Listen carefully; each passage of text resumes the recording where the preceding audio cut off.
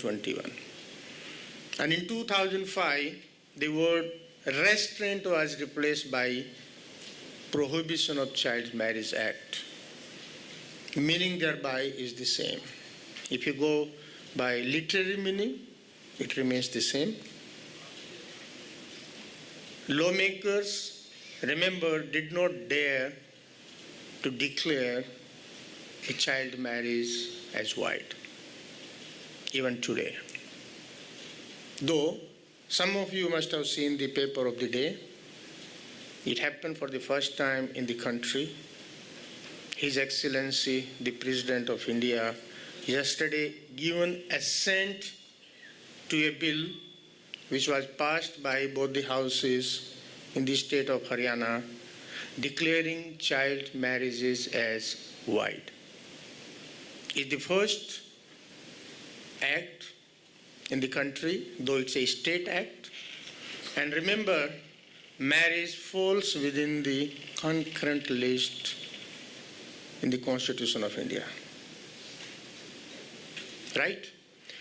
Yes, there have been attempts to stop these customary practices, and why I say, especially to my young advocates, a practice, a customary practice.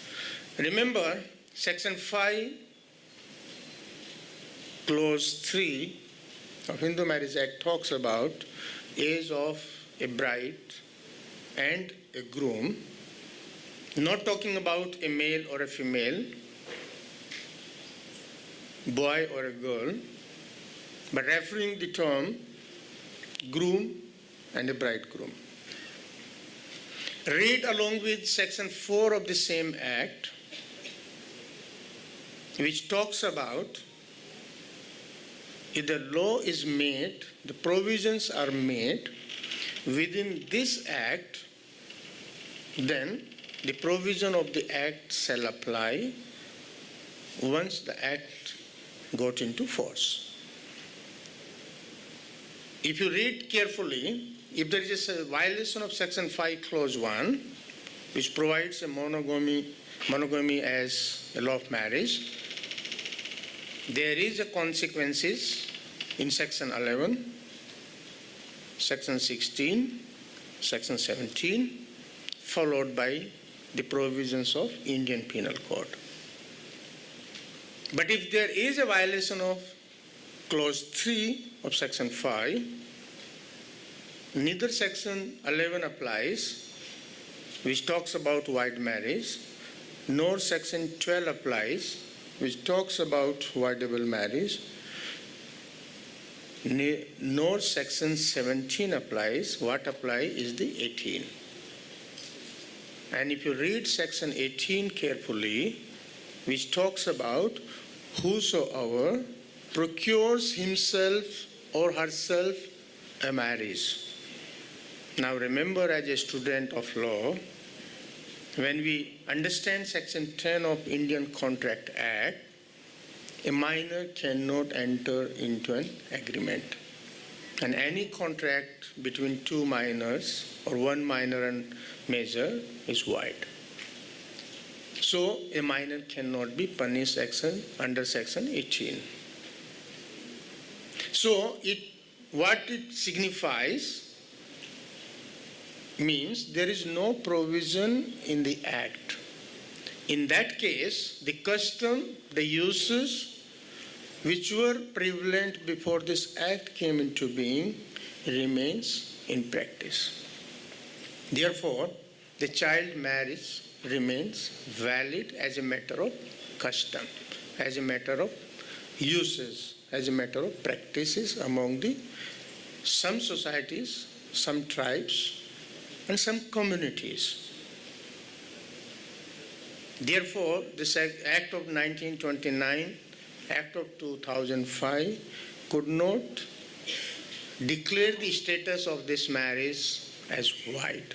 But attempt has been made by one of the states. Let us see how it goes. The second point which I ignite you today as a youth and the concerned citizen of the country. It was the erstwhile Andhra Pradesh, way back in 1986, introduced daughter as a co-partner for the first time in the country. And that amendment into Section 29 of Hindu Succession Act of 1956 was followed by the state of Tamil Nadu, Maharashtra, and Karnataka.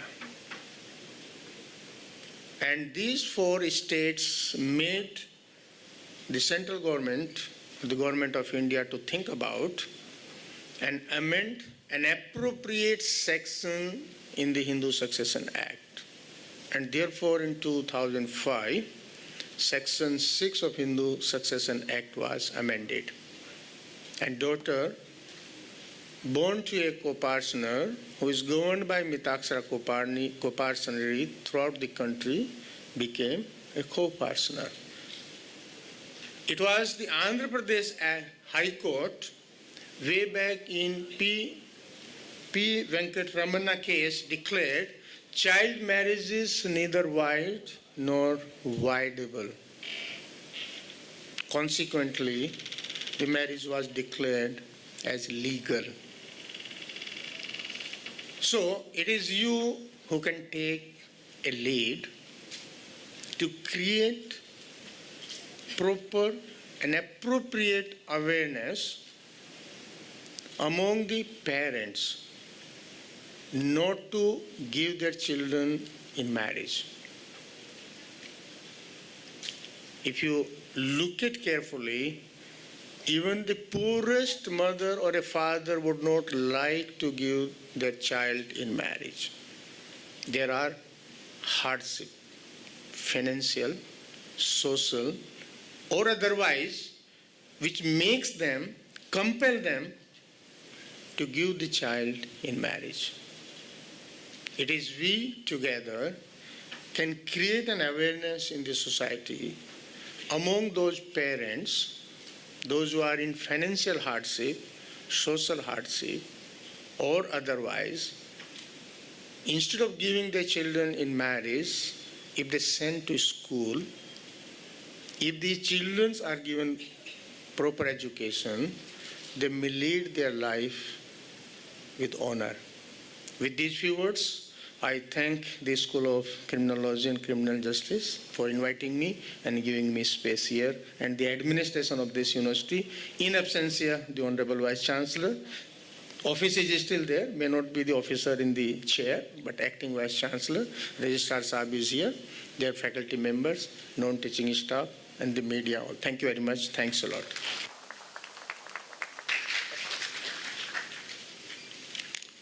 Thank you very much, sir, for accepting our invitation and such an informative address. Now, on behalf of Tamil Nadu Open University and School of Criminology and Criminal Justice Administration, I would like to invite Professor Dr. Madhava Somasundaram, sir, Head Department of Criminology and Criminal Justice, Manonmanim Sundarnar University, Tirunelveli, to deliver his address on the theme of crime against children, an overview from criminological perspective.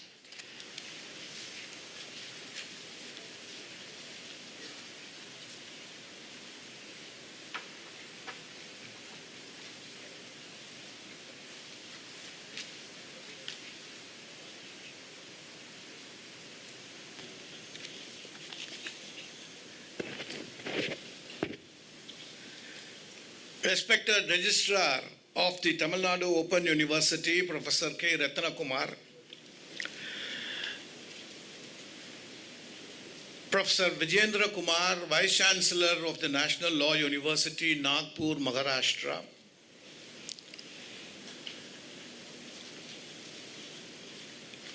Shri A. Devanayan, Director Tholamai, who is one of the organizers along with the Tamil Nadu Open University here for this function here today.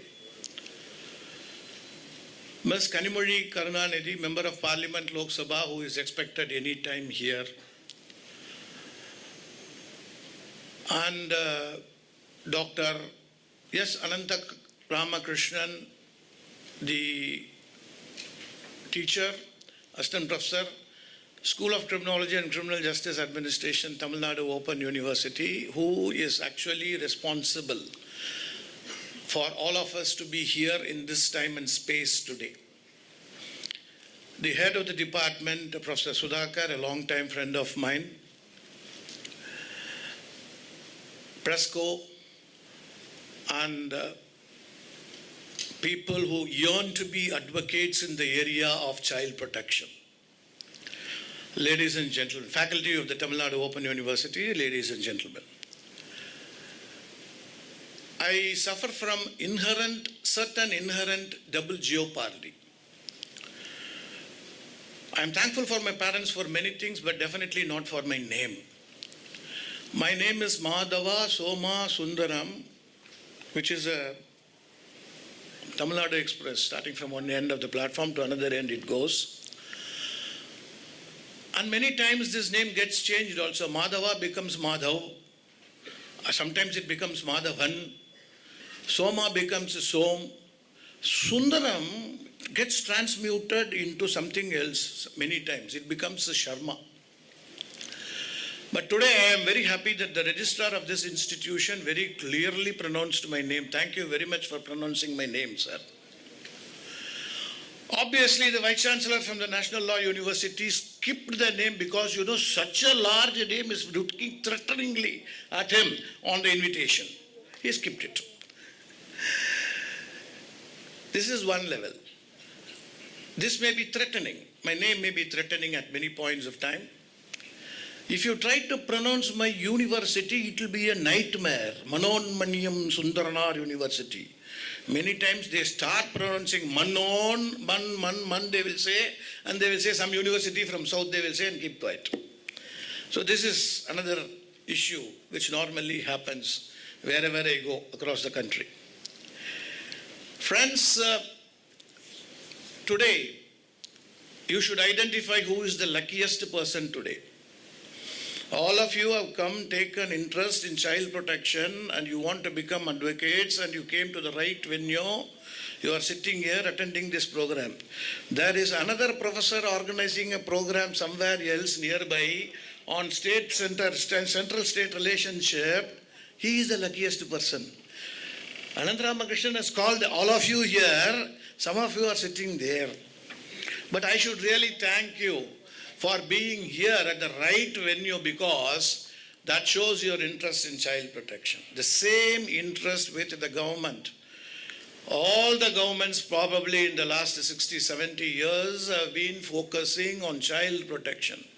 If there is one single legislation which has been repeatedly revised, repeatedly touched upon, repeatedly changed, repeatedly revisited, it is this particular jurisdiction on children.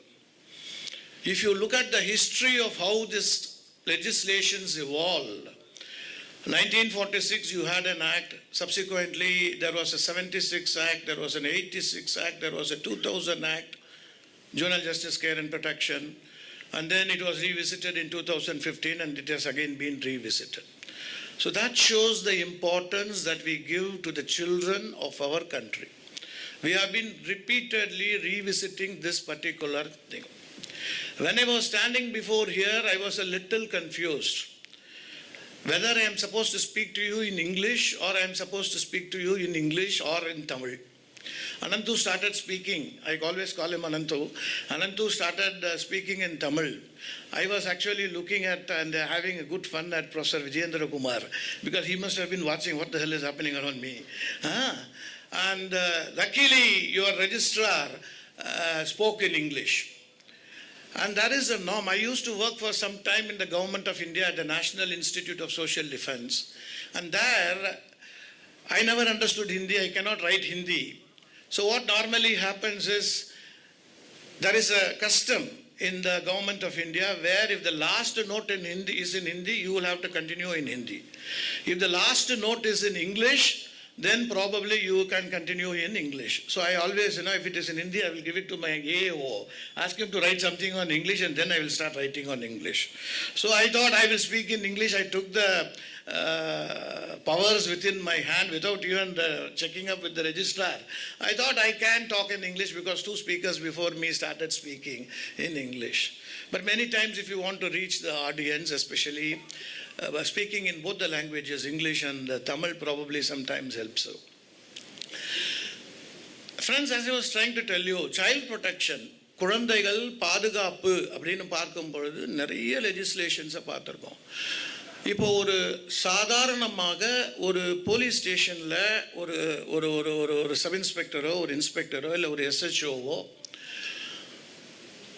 Enforce பண்ணுறாரு சட்டங்களை. If he is enforcing லா அப்படின்னு பார்த்தீங்கன்னா he must be enforce. There must be about 3000 odd special legislations, சிறப்பு சட்டங்கள் உண்டு.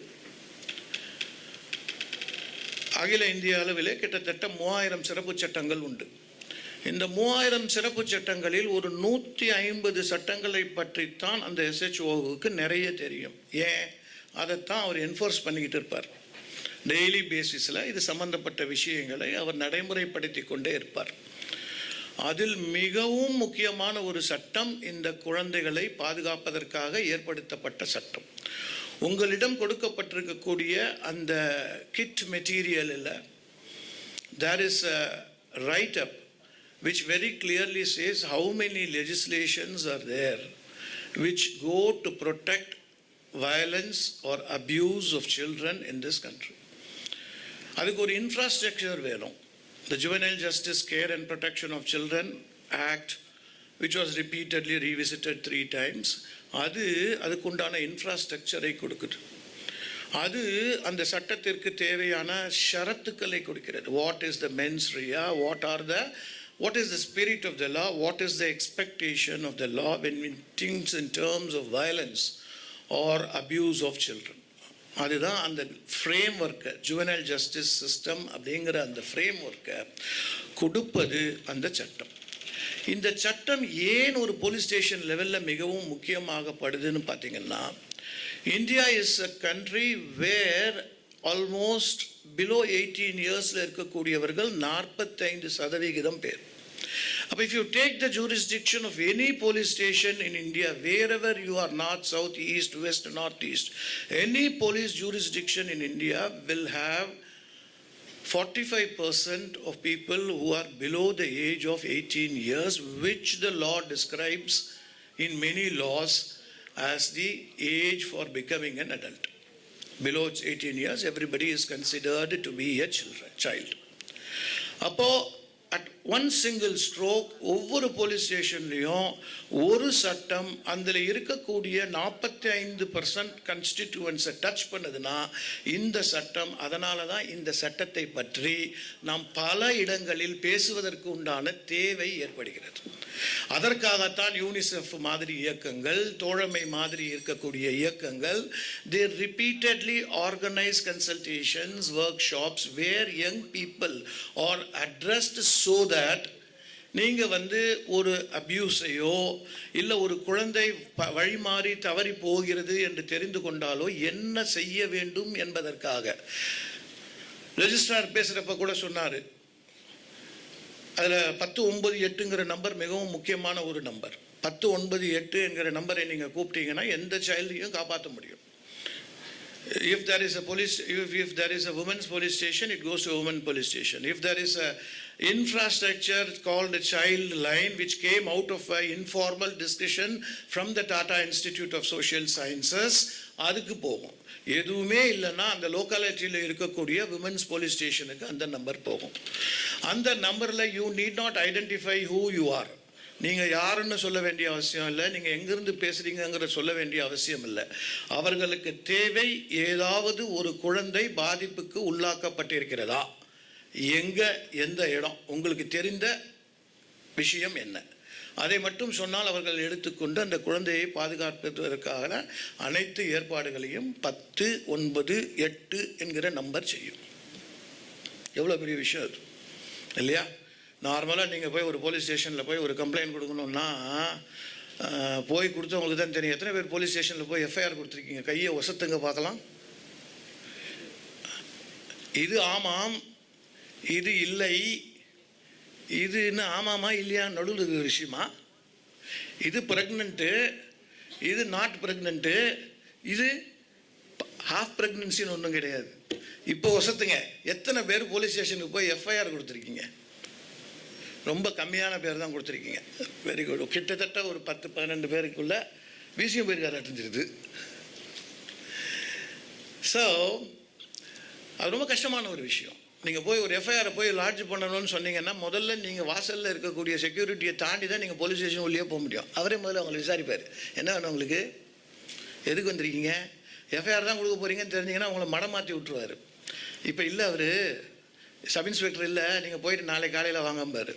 இப்படி தொடர்ந்து நீங்கள் திரும்பவும் தன் முயற்சியில் சற்றும் மன்னன் தளராத விக்ரமாதித்தன் மாதிரி நீங்கள் ஒரு 10 தடவை போனதுக்கு அப்புறம்தான் அந்த எஃப்ஐஆரை எழுதக்கூடிய ரைட்டர் என்கிற ஒரு குடிமகனை நீங்கள் சந்திக்க முடியும்.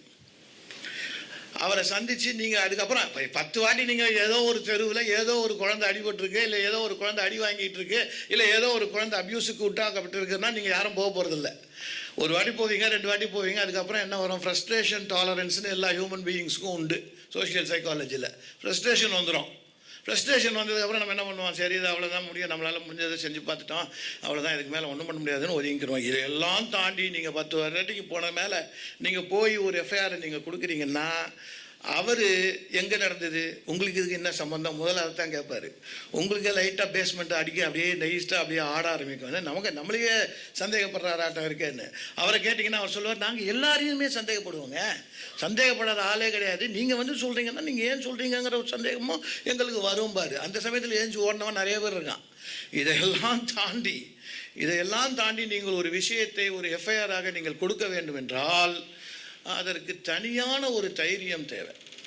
தனியான ஒரு சட்டத்திற்கு இல்லை போலீஸ் ஸ்டேஷனுக்கு ஒரு எக்ஸ்போஷர் வேணும். உங்கள் சொந்தக்காரர் யாராவது போலீஸில் இருக்கணும், இல்லைன்னா வந்து உங்களை வீட்டில் யாராவது ஒருத்தர் அட்வொகேட்டாவோ ஜட்ஜாவது இருக்கணும். எப்படியாவது நம்மளை ஏதாவது பண்ணிட்டாங்கன்னா அவங்க வந்து நம்மளை வெயிலில் எடுத்துருவாங்கங்கிற ஒரு நம்பிக்கை இருக்கணும்.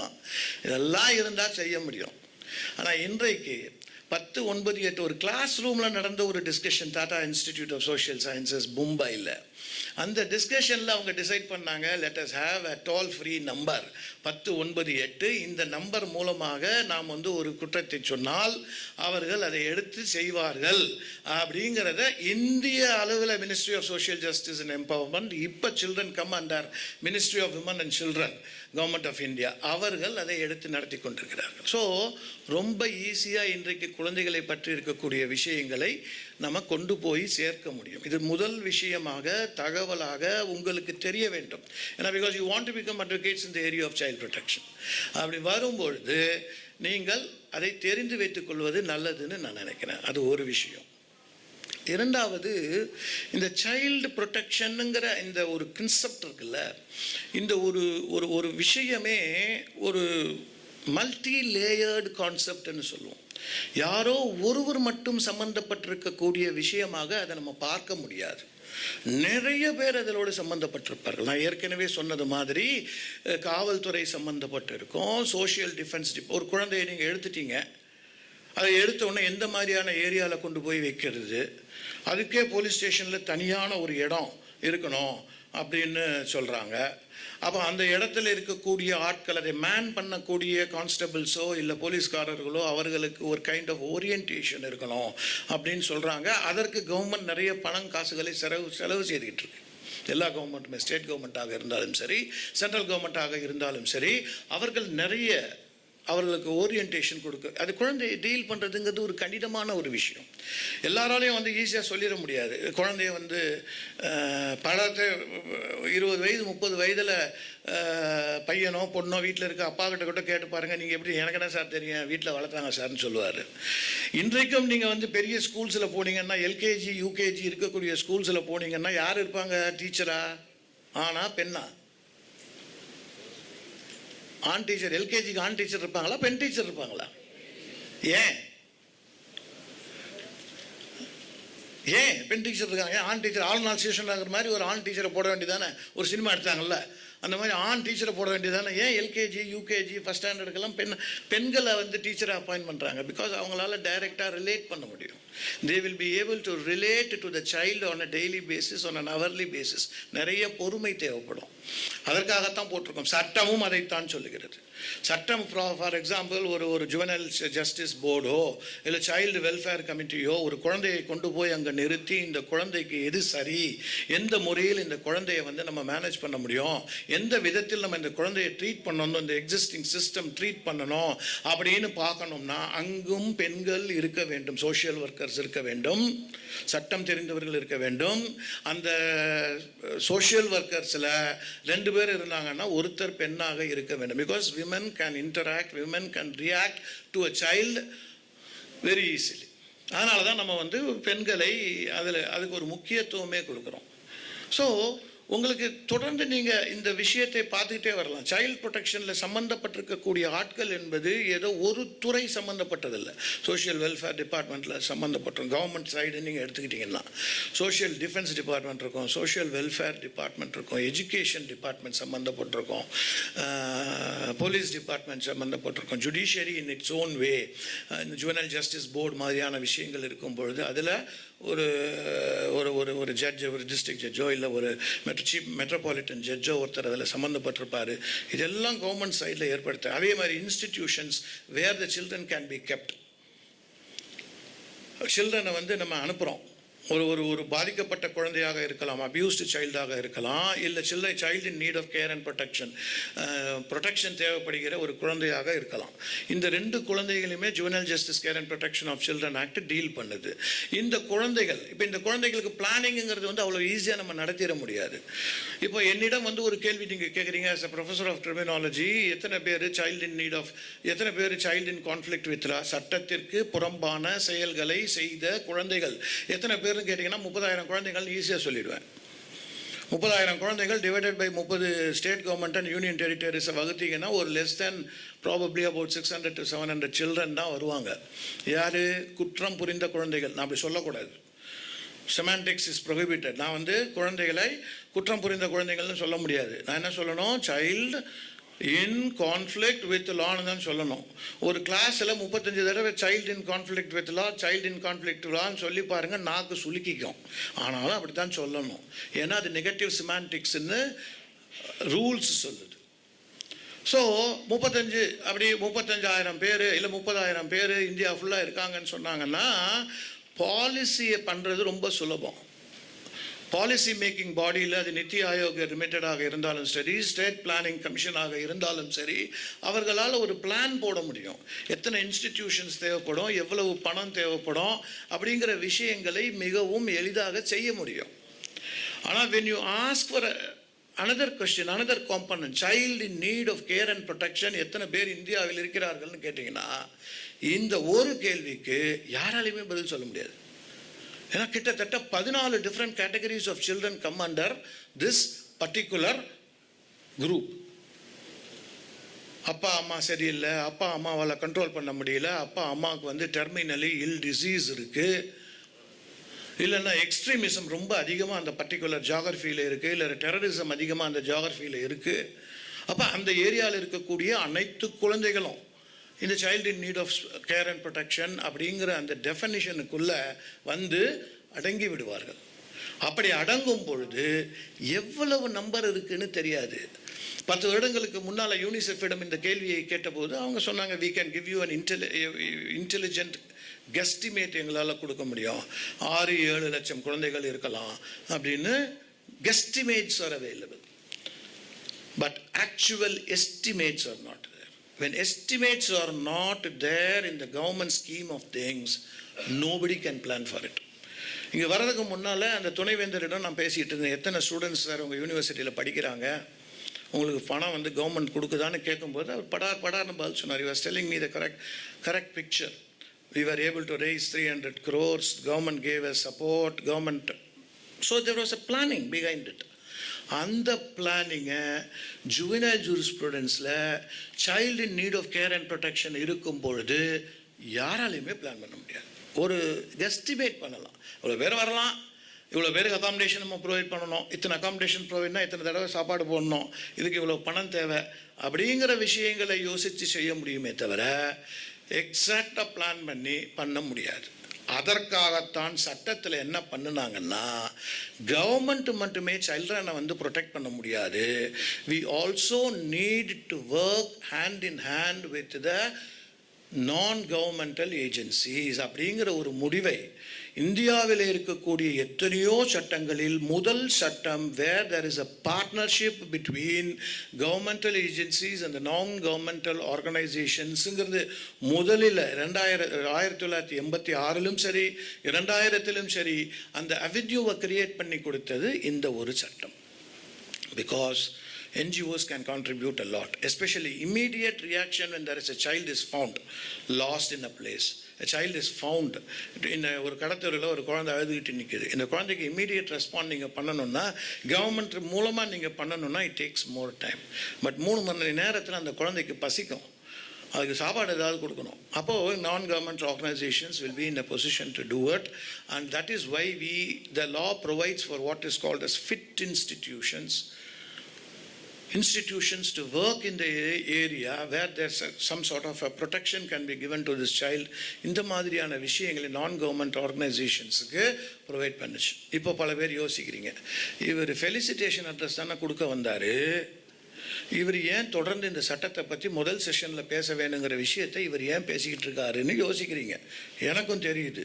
நான் எந்திரிச்சு வரும்போது அனந்தராமகிருஷ்ணன்ட்ட கேட்டேன், ஃபெலிசிட்டேஷன் அட்ரஸ் கொடுக்கணுமா இல்லை செகண்ட் செஷனில் பேச வேண்டியதை கேட்கணுமான்னு கேட்டேன். அவர் சொன்னார், சார் இப்படி ஆரம்பித்து அப்படியே நீங்கள் போய்கிட்டே இருங்க, ஸ்பீக்கர் வந்ததுக்கப்புறம் மெம்பர் ஆஃப் த பார்லிமெண்ட் வந்ததுக்கப்புறம் முடிச்சுக்கலான்னு அவர் சொல்லிட்டார். அதனால் இது ரெண்டும் சேர்ந்தது. Felicitations to the institution for organising this programme, because it is a very important programme. அது ஒரு விஷயம். இரண்டாவது விஷயம், என்னை பொறுத்த வரைக்கும் இந்த ஜூரிஸ்ப்ருடன்ஸ் இருக்குல்ல, இந்த சட்டம் சார்ந்த இடம், அந்த வாய்டில் 3-4 சட்டங்கள் இருக்குது. இந்த 3-4 சட்டங்கள் ஒரு இன்ஃப்ராஸ்ட்ரக்சரை கிரியேட் பண்ணுது, அதற்கு தேவையான விஷயங்களை அது கிரியேட் பண்ணி வச்சிருக்கு. அதை பற்றி நம்ம கொஞ்சம் ஏற்கனவே சொன்ன மாதிரி 10(9)(8) ஒரு விஷயம், நான் கவர்மெண்டல் ஆர்கனைசேஷனுடைய பார்ட்டிசிபேஷன் இன்னொரு விஷயம். இந்த மாதிரி சில விஷயங்களை இந்த சட்டம் ஏற்படுத்தி வைத்திருக்கு. இது ஒரு விஷயம். இப்போ இந்த சட்டத்தை ஏற்படுத்துறதுக்கு உண்டான ஒரு பேக்ரவுண்ட் வேணும்ல. எந்த பேக்ரவுண்டில் இப்போ ஒரு குழந்தை இருக்குது, அந்த குழந்தைக்கு ப்ரொடெக்ஷனுக்கு ஆள் இல்லை, அப்பா அம்மா சரியில்லை, இல்லை அப்பா அம்மா செத்து போயிட்டாங்க, இல்லைன்னா வார் லைக் சுச்சுவேஷன் இருக்குது, இல்லை எக்ஸ்ட்ரீமிசம் இருக்குது, இந்த மாதிரி இருக்க குழந்தைக்கு, இந்த மாதிரி இருக்கக்கூடிய ஏரியாவில் இருக்கக்கூடிய குழந்தைக்கு எந்த பேசிஸில் கவர்மெண்ட் எடுத்து பண்ணுது அப்படிங்கிற ஒரு கேள்வி இருக்குல்ல. அதற்கு ஒரு பெரிய ஒரு பிரின்சிபல் இருக்குது, பிரின்சிபல்ஸ் ஆஃப் பேரண்ட்ஸ் பேட்ரியே அப்படின்னு சொல்கிறோம். அதாவது பெற்றவர்களால் குழந்தையை பாதுகாக்க முடியவில்லை என்றால் அந்த குழந்தையை பாதுகாப்பிற்காக government will come in to that area. Government அந்த குழந்தையை எடுத்துக்கொண்டு அந்த குழந்தையை காப்பாற்றுவதற்குண்டான அனைத்து விஷயங்களும் செய்யலாம். இது முதல் விஷயம், பிரின்சிபல் ஆஃப் பேரண்ட்ஸ் பேட்ரியே. இது மிகவும் முக்கியம். இதன் மூலமாகத்தான் இந்த குழந்தைகள் ப்ரொடெக்ஷன் ஏரியாவில் இருக்கக்கூடிய அனைத்து சட்டங்களும் இயற்றப்பட்டிருக்கு. Principle of parens பேட்ரியே.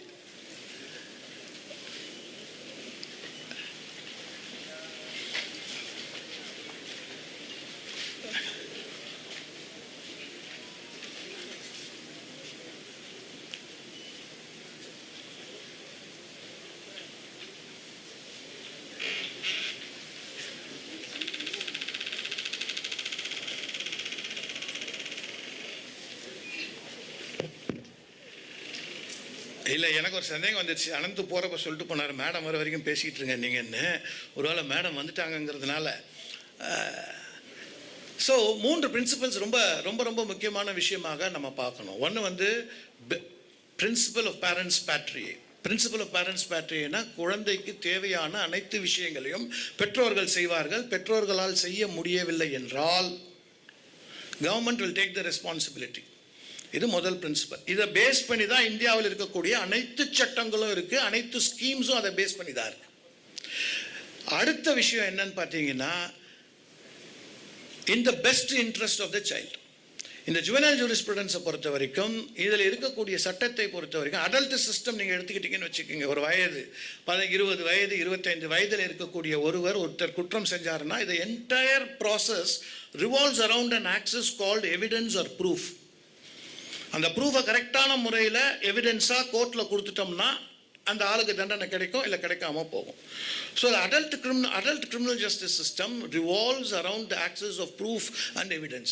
அதுக்கு தான் இந்தியன் எவிடன்ஸ் ஆக்ட், இந்த சிஆர்பிசியில் இருக்கக்கூடிய எப்படி ஒரு கோர்ட்டுக்குள்ள சில விஷயங்களை எவிடன்ஸை கொண்டு போகணுங்கிற முறை, கிராஸ் எக்ஸாமினேஷன்னா என்ன, எக்ஸாமினேஷன் இன் சீஃப்னா என்ன, அப்படிங்கிற விஷயங்களை எல்லாம் அந்த ப்ரூஃபை சுற்றியே இருக்கக்கூடிய விஷயங்களாக அமைந்திருக்கும். ஆனால் இந்த juvenile justice care and protection of children ஆக்டில் இருக்கக்கூடிய இந்த சைல்டு ஜூரிஸ்ப்ருடன்ஸில் the principal idea or the seminal idea என்னன்னு பார்த்தீங்கன்னா best interest of the child.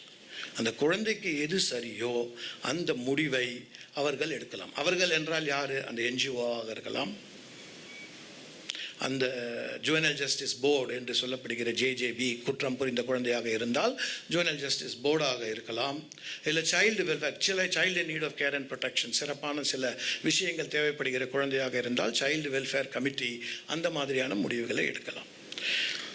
இப்போ இதில் if I am an NGO, I am working as an NGO, I want to offer some sort of a succor to a particular child. ஒரு குழந்தைக்கு ஒரு விதமான விஷயத்தை செய்யணும்னு நினைக்கிறப்போ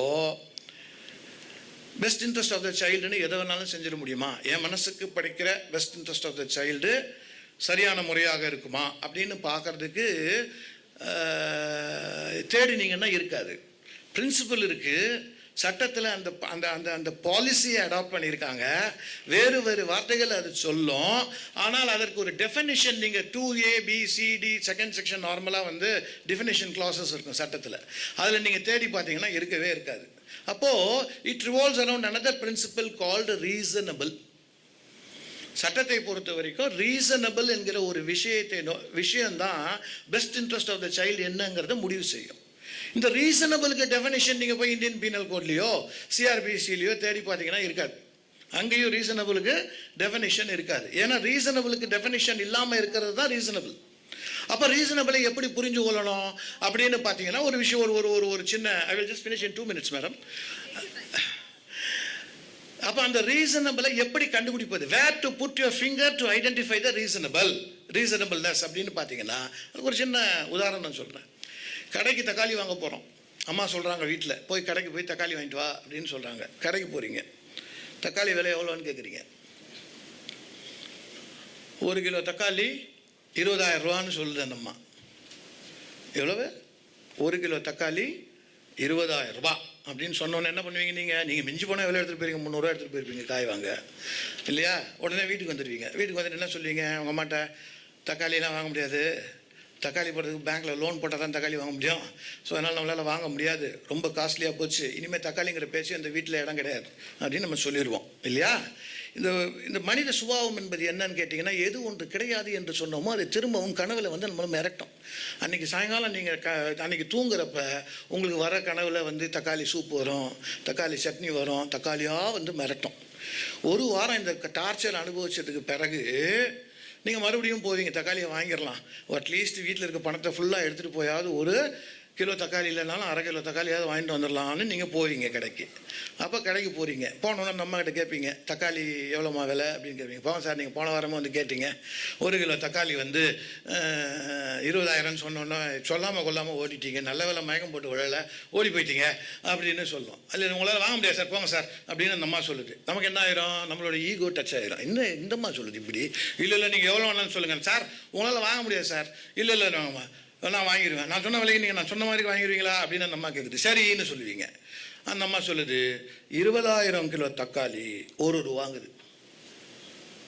முதல் தடவை 1 கிலோ தக்காளி 20,000 ரூபாய். இப்போது 20,000 கிலோ தக்காளி 1 ரூபா. வாங்க முடியுமா? வாங்கினா வீடு ஃபுல்லாக தக்காளி தான் இருக்கும். கிச்சனில் தக்காளி இருக்கும், பெட்ரூமில் தக்காளி இருக்கும், கட்டிலுக்கு அடியில் தக்காளி இருக்கும், மேலே இருக்க பரனில் தக்காளி இருக்கும், மொட்டை மாடியில் தக்காளி இருக்கும். இந்த தக்காளியை வாங்கி 3 நாளில் நீங்கள் யூஸ் பண்ணலைன்னா வீடு கமகமன்னு ஆயிரும். அப்பவும் வாங்க முடியாது. அப்போ where is this question of reasonability? 1 kilo தக்காளி 20,000 ரூபாய்க்கும் 20,000 கிலோ தக்காளி 1 ரூபாய்க்கும் நடுவில் எங்கேயோ இருக்கு ரீசனபிள். எந்த ஒரு விஷயம் அதீதமான ஒரு சந்தோஷத்தையோ இல்லை அதீதமான ஒரு வருத்தத்தையோ கொடுக்காமல் இருக்க, ஒரு விஷயத்தை கேட்டால் ஹார்ட் அட்டாக் வருதுன்னா அது ரீசனபிள் இல்லை. ஒரு விஷயத்தை கேட்டால் ரொம்ப சந்தோஷமாக இருக்குது குதிச்சு ஆடணும், அதுவும் ரீசனபிள் இல்லை. ரெண்டுக்கும் நடுவில் இருக்கக்கூடிய ஒரு விஷயத்தை சட்டம் ரீசனபிள் அப்படின்னு சொல்லுது. ரீசனபிள்னஸ் என்கிற ஒரு விஷயம் இது சட்டத்தில் பல இடங்களில் தொடர்ந்து வந்து கொண்டே இருக்கும். இந்த பெஸ்ட் இன்ட்ரெஸ்ட் ஆஃப் த சைல்டுங்கிற ஒரு விஷயத்திலையும் அந்த ரீசனபிள், ஒரு விஷயத்தை நீங்கள் செய்து முடித்த பின் அதை சாதாரணமாக இருக்க ஒருவரிடம் சொல்லுவேன், அது எப்படி சார் நீங்கள் செய்யலாம் அப்படின்னு சொன்னால் அது ரீசனபிள் இல்லை. ஐயா சார் இந்த மாதிரி நீங்கள் பண்ணியிருக்கலாமே அப்படின்னு சொன்னால் அது ரீசனபிள் இல்லை. நீங்கள் பண்ணது கரெக்டு சார் அப்படின்னு ஒரு பாமர மக்கள் சொல்கிறான்ல, சாதாரண மனிதன் சொல்கிறான்ல, அது ரீசனபிள். அது ரீசனபிளாக உங்களுக்கு பட்டு ஒரு சாதாரண மனிதனுக்கு பட்டால் கோர்ட்டுக்கும் படும். அது சாதாரண கரெக்டாக தான் செஞ்சுருக்காரு அவர், அந்த இடத்துல என்ன நானும் அப்படி தான் செஞ்சுருப்பேன்னு ஒரு judge will be able to relate to it. So இந்த principles play a very important role. இந்த பிரின்சிபல்ஸ் தான் இந்த சட்டங்கள், கிட்டத்தட்ட ஒரு 3 வகையான சட்டங்களை நீங்கள் தொடர்ந்து பார்க்க போகிறீர்கள். இந்த 3 சட்டத்திலையுமே தொடர்ந்து வரக்கூடிய விஷயம், குழந்தைக்கு எது சரியோ, ரீசனபிளாக எது சரி என்கிற விஷயம் இருக்கிறதோ அந்த விஷயத்தை இந்த நாட்டில் இருக்கக்கூடிய சட்டங்கள் பர்மிட் பண்ணுது.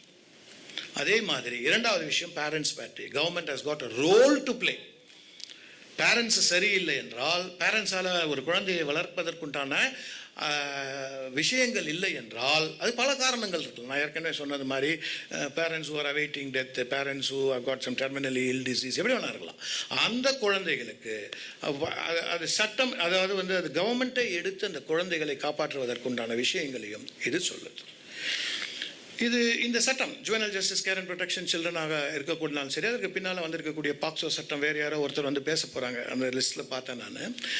அந்த சட்டங்களுக்கு பின்னால் இருக்கக்கூடிய பிரின்சிபல்ஸ் இதுதான். இந்த பிரின்சிபல்ஸுக்கு எந்த மாதிரியான குழந்தைகள் வயலன்ஸுக்கு வரப்போகிறாங்கன்னு பார்த்தீங்கன்னா, அது வந்து செக்ஷுவல் அப்யூஸாக இருக்கலாம், இல்லை ஃபிசிக்கல் அப்யூஸாக இருக்கலாம். பல சமயங்களில் அப்பாவும் அம்மாவும் சண்டை போட்டாங்கன்னா, குழந்தை பேன் இருக்குது சீவத்தை எடுத்துகிட்டு போச்சுன்னு வச்சுக்கோங்களேன், அம்மா போட்டு குட்டும், சனினே உங்கள் அப்பா மாதிரியே இருக்குது அப்படின்னு 2 குட்டும். இது வெர்பல் அபியூஸ்ன்னு சொல்கிறோம். இது சாதாரணமாக குழந்தைகளுக்கு நடக்கக்கூடிய ஒரு விஷயம்.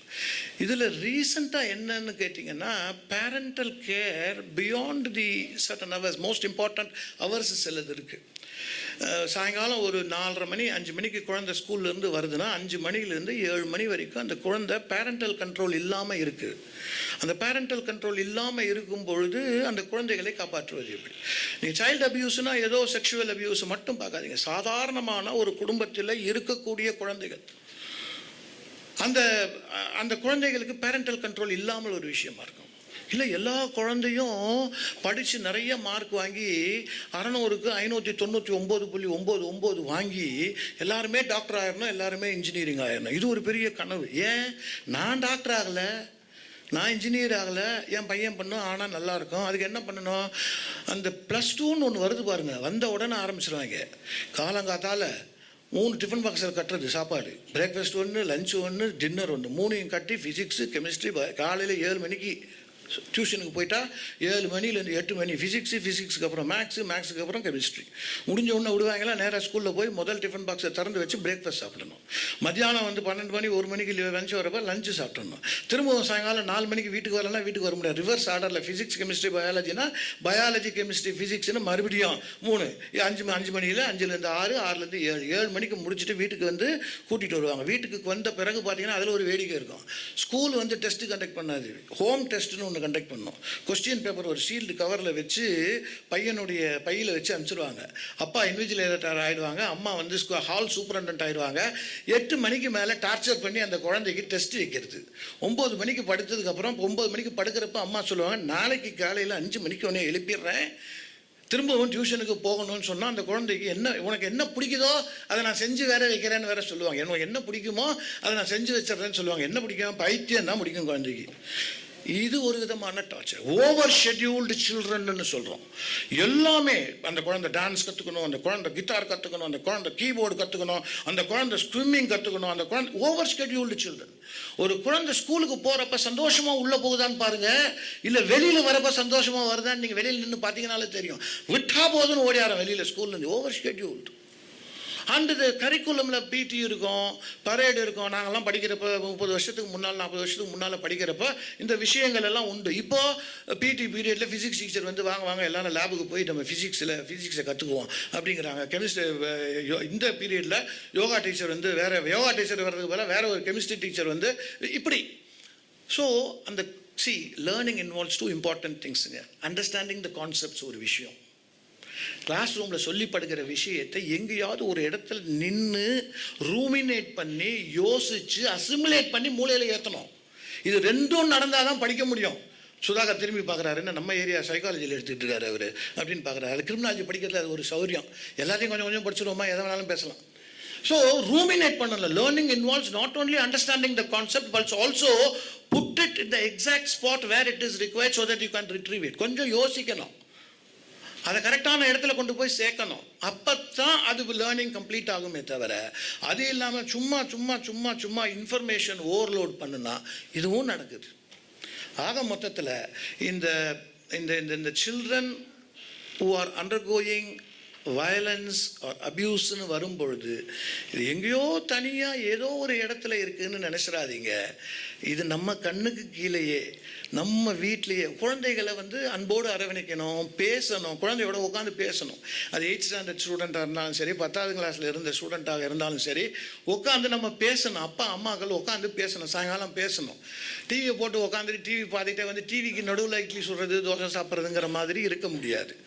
இதுவும் ஒரு விதமான மனத்தாக்கத்தை ஏற்படுத்தும். காலையில் எந்திரிச்ச உடனே ஒரு 6:30 மணியிலிருந்து 8 மணிக்கு இந்த ஸ்கூல் பஸ் வர வரைக்கும் இருக்கக்கூடிய வீட்டில் இருக்க குழந்தைக்கும் அம்மாவுக்கும் குழந்தைக்கும் அப்பாவுக்கும் இருக்கக்கூடிய கான்வர்சேஷனை யோசிச்சு பாருங்க. என்ன கான்வர்சேஷன் இருக்கும்? எல்லாத்தையும் ஒரு ஸ்டாம்ப் பேப்பர் பின்பக்கமாக எழுதிடலாம். ஒரு ஸ்டாம்புக்கு பின்னால் எழுதலாம். என்ன சாப்பிட்டியா, ஹோம்ஒர்க் பண்ணியா, டைம் டேபிள் பிரகாரம் புக் எடுத்து வச்சிட்டியா, இல்லை இந்த கேள்வியிலலாம் என்ன ஆன்சரு, ஆமாம் இல்லை ஆமாம் இல்லை ஆமாம் இல்லை. ஃபீலிங்ஸை வெளியில் கொண்டு வரக்கூடிய கேள்விகள் எங்கே இருக்குது? ஸ்கூல்லேருந்து ஒரு குழந்தை வீட்டுக்கு வந்ததுன்னா இன்றைக்கி ஸ்கூலில் என்ன நடந்ததுன்னு ஒரு ஓப்பன் எண்டட் கொஸ்டின் கொடுத்தா அந்த குழந்தை 1000 விஷயங்களை சொல்லும். இன்றைக்கி ஸ்கூலில் போனனா, ஆட்டோவில் போனனா, இது நடந்ததா அது நடந்ததா அப்படின்னு பேசுவதற்குண்டான வாய்ப்பு இருக்கும். அது இல்லாமல் எல்லாமே close ended question, yes no yes no yes நோன்னு ஆன்சர் பண்ண சொன்னால் குழந்தை எஸ் நோனே ஆன்சர் சொல்லி வந்து இன்ஜினியரிங் காலேஜுக்கோ வரும்பொழுது அவங்க என்ன பண்ணுறாங்க? we will organize a course where your child will be able to communicate because the child has always been communicating yes and no with the family. ஓப்பன்-எண்டடாக பேச தெரியல. So we will have to understand skills. அதை வந்து கொடுக்கணும் அப்படிங்கிற விஷயத்தையும் நம்ம செஞ்சுக்கிட்டு இருக்கோம். ஸோ குழந்தைகளோடு உட்காந்து பேசணும், ஓப்பன் எண்டட் கொஸ்டின்ஸில் டிஸ்கஷன்ஸ் வரணும். ஒரு சினிமா போகுதுன்னா அந்த சினிமா நல்லதா, சரியாக இருக்கா, சரியா இல்லையா, அதில் என்ன தவறுகள் இருந்தது, அது ஷேட்ஸ் ஆஃப் கிரே ஹீரோக்கு இருந்தது, அதை பற்றி நீ என்ன நினைக்கிற, இந்த மாதிரியான விஷயங்கள் செய்யப்பட்டது ஒரு காலத்தில். வீட்டில் உட்காந்து பேசுவோம். இப்போ கரண்ட் இல்லைன்னா மட்டும்தான் எல்லாருமே ஒரு இடத்துல இருக்கோம், இல்லைன்னா ஆளாளுக்கு ஒரு ரூமில் இருப்போம். ஓகே, சீட்டு வந்துடுச்சு. So friends, I am very happy நீங்கள் ஒரு சைல்டு ப்ரொடெக்ஷன் ஏரியாவில் ஒரு அட்வொகசி எடுக்கிறீங்க அப்படிங்கிறது ஒரு நல்ல விஷயம்.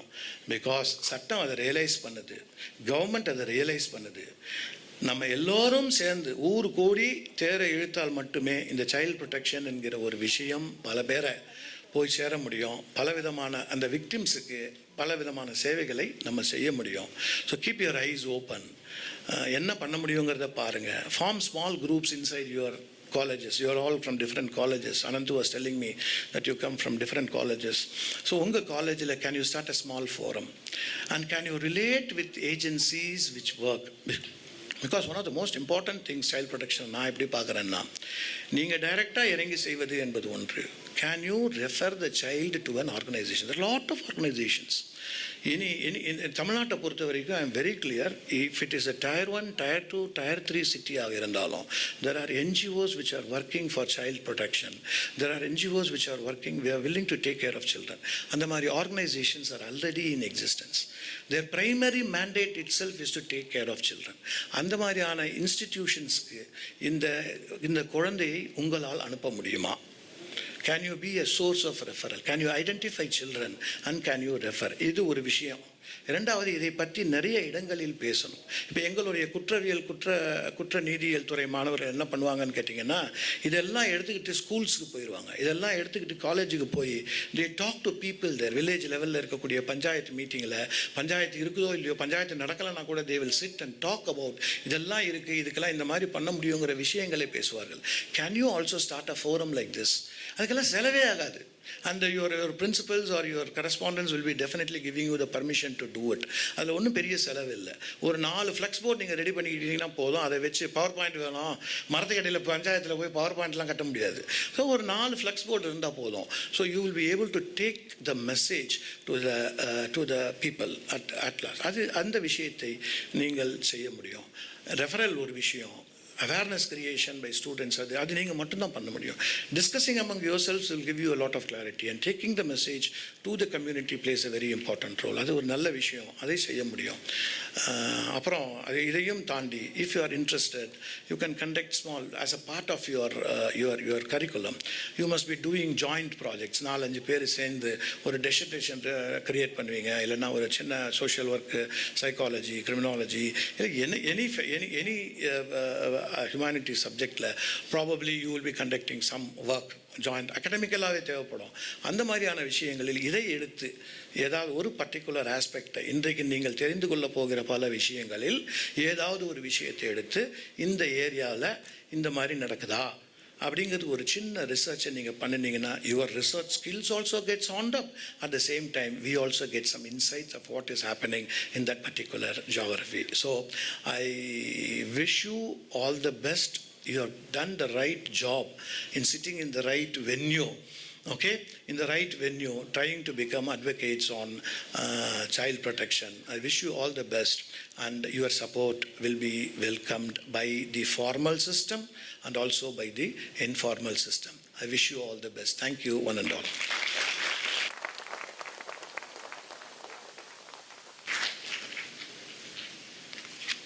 Thank you very much, sir, for the interesting and informative session. On behalf of Tamil Nadu Open University, School of Criminology and Criminal Justice Administration, we welcome our Honorable MP, Ms. Kanimuli ma'am. Now it is time for honoring the chief guest. With due respect, I invite Professor Dr. K. Ratnakumar sir, Register, Tamil Nadu Open University, to honor Honorable MP, Ms. Kanimuli ma'am.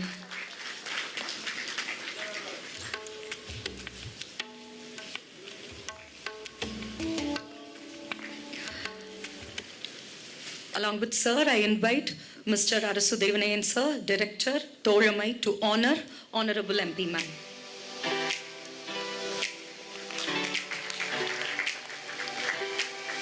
I invite Professor Ratnakumar sir to honor Professor Dr. Vijendra Kumar sir, Vice Chancellor, Maharashtra National Law University.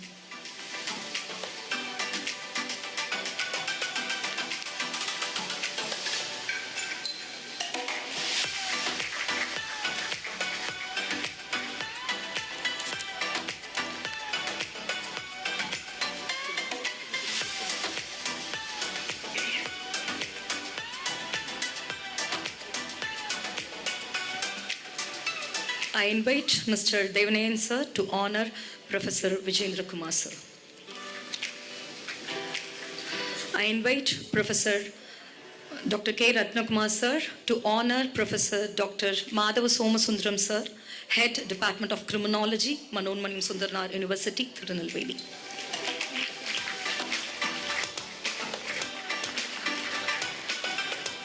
I invite Mr. Devanayan sir to honor Professor Madhava Somasundaram sir.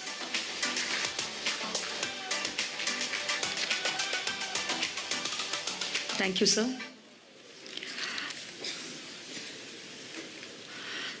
தற்போது இந்த ஒரு நாள் ஆலோசனை கருத்தரங்க நிகழ்வின் அறிமுக நோக்க உரையை விளக்கி உரையாற்றுமாறு தோழமை அமைப்பின் இயக்குனர் களப்போராளி திருமிகு அரசு தேவனையன் ஐயா அவர்களை அன்போடு அழைக்கிறோம்.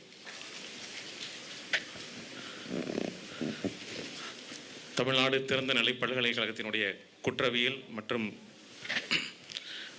துறையினுடைய மிகச்சிறப்பான ஏற்பாட்டில் நடைபெற்று கொண்டிருக்கிற இந்த கலந்தாய்வு அரங்கில் வருகை வந்திருக்கிற மரியாதைக்குரிய பேராசிரியர் ரத்னகுமார் ஐயா அவர்களுக்கும், எனக்கு முன்பு பேசிய மரியாதைக்குரிய மாதவ சோமசுந்தரம் ஐயா அவர்களுக்கும், நேஷனல் லா ஸ்கூல் நாக்பூருடைய வைஸ் சான்சலர் அவர்களுக்கும், இந்த நிகழ்ச்சிக்கு முழுமையாக ஏற்பாடுகளை செய்து கொண்டிருக்கிற அனந்தராமகிருஷ்ணன் பேராசிரியர் அவர்களுக்கும், இங்கே வந்திருக்கிற தமிழ்நாடு திறந்தநிலை பல்கலைக்கழகத்தினுடைய பேராசிரியர் பெருமக்களுக்கும், இந்த நிகழ்வினுடைய கருத்தாளர்களாக கலந்து கொண்டிருக்கிற பெருமதிப்பிற்குரிய பங்கேற்பாளர்களுக்கும் பேராசிரியர் பெருமக்களுக்கும் தோழமை மற்றும் யூனிசெஃப் அமைப்பின் சார்பாக நெஞ்சார்ந்த மனமார்ந்த வரவேற்பையும் நன்றி நான் தெரிவித்துக் கொள்கிறேன்.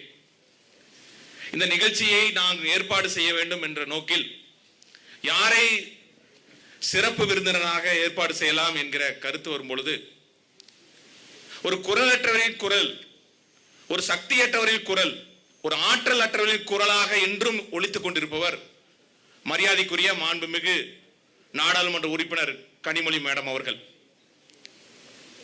ஏனெனில் யாரெல்லாம் விடுபட்டவர்களோ, யாரெல்லாம் தொடக்கூட முடியாதவர்களோ, யாரிடமிருந்து குரலை நாம் கேட்க முடியாதோ அவர்களின் குரலாக வெறும் நாடாளுமன்றத்தில் மட்டுமல்ல களத்திலும் தொடர்ந்து பயனாற்றிக் கொண்டிருப்பவர்.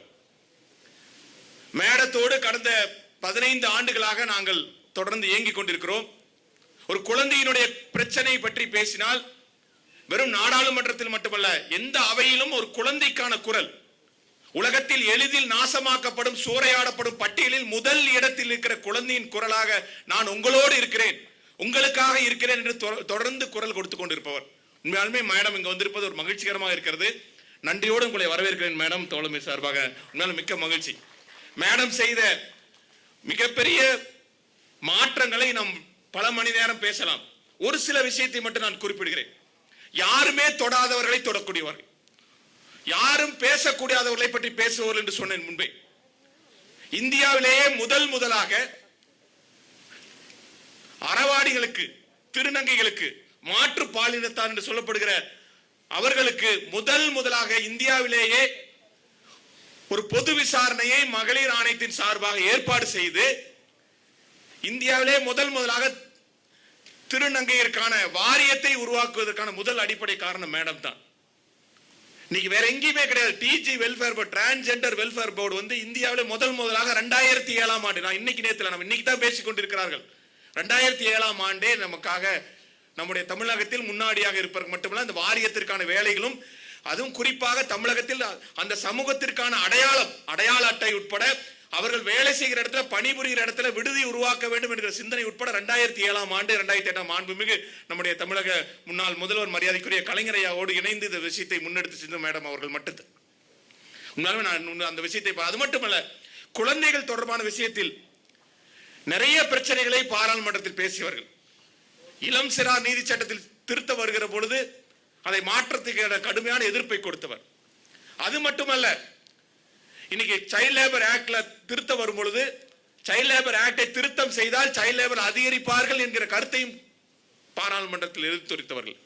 இந்த மாதிரி தொடர்ந்து பல்வேறு முன்னெடுப்புகளை எடுத்துக்கொண்டிருக்கிற மரியாதைக்குரிய மேடம் அவர்கள் இங்கு வந்திருப்பது மிக்க மகிழ்ச்சி இருக்கு. அதன் அடிப்படையில் தமிழக அரசு, குறிப்பாக இந்த தமிழக மாண்புமிகு தமிழக முதல்வர் மு.க. ஸ்டாலின் அவர்களுடைய தலைமையில் இருக்கிற அரசு தமிழகத்தில் குழந்தைகளுக்கான பல்வேறு முன்னெடுப்புகளை, முயற்சிகளை மிக சீரிய முறையில் செய்கிறது. உங்களுக்கு எல்லாம் தெரியும், நிறைய கோடிட்டு காட்டலாம். இல்லம் தேடி கல்வியாக இருக்கலாம், அல்லது பள்ளி மேலாண்மை குழுவாக இருக்கலாம். கொரோனாவுக்கு பின் எல்லோரும் கருத்துக்களை பேசிக் கொண்டிருந்தார்கள் பிற மாநிலங்கள். தமிழகம் மட்டும்தான் இந்த குழந்தைகளை எப்படி உள்ளே கொண்டு வருது, இந்த குழந்தைகளை எங்காவது எடுத்துட்டு வரணும். 20 ஆண்டுகளாக உழைத்து குழந்தை உழைப்பை குறைத்து இருக்கிற மாநிலத்தில் இந்த கொரோனாவுக்கு பின் குழந்தை உழைப்பு அதிகரித்து விட்டது என்பதை தடுப்பதற்காக பள்ளி கல்வித்துறை இல்லம் தேடி கல்வியை அறிமுகப்படுத்தி 6 லட்சம் குழந்தைகளை அரசு பள்ளிக்கு திரும்ப கூட்டிட்டு. அதிலும் சிறப்பான விஷயம் என்னன்னா, இந்த அரசில் நாங்களை போன்ற சமூக செயற்பாட்டால், குழந்தை உரிமை செயற்பாட்டால் கிடைத்த மிக முக்கியமான விஷயம் என்றால், நாங்கள் சொல்லுகிற பிரச்சனைகளை கேட்டு இதை செய்யலாம். கடந்த 10 ஆண்டுகள் நடக்கவே இல்லை என்பது அதை நான் பதிவு செய்கிறேன். எங்கேயும் கேட்கவே முடியாது. ஒரு குழந்தை மீது பெரிய தாக்கம் நடந்து கொண்டிருக்கிறது, பிரச்சனை இருக்குது, யாரிடம் போறது?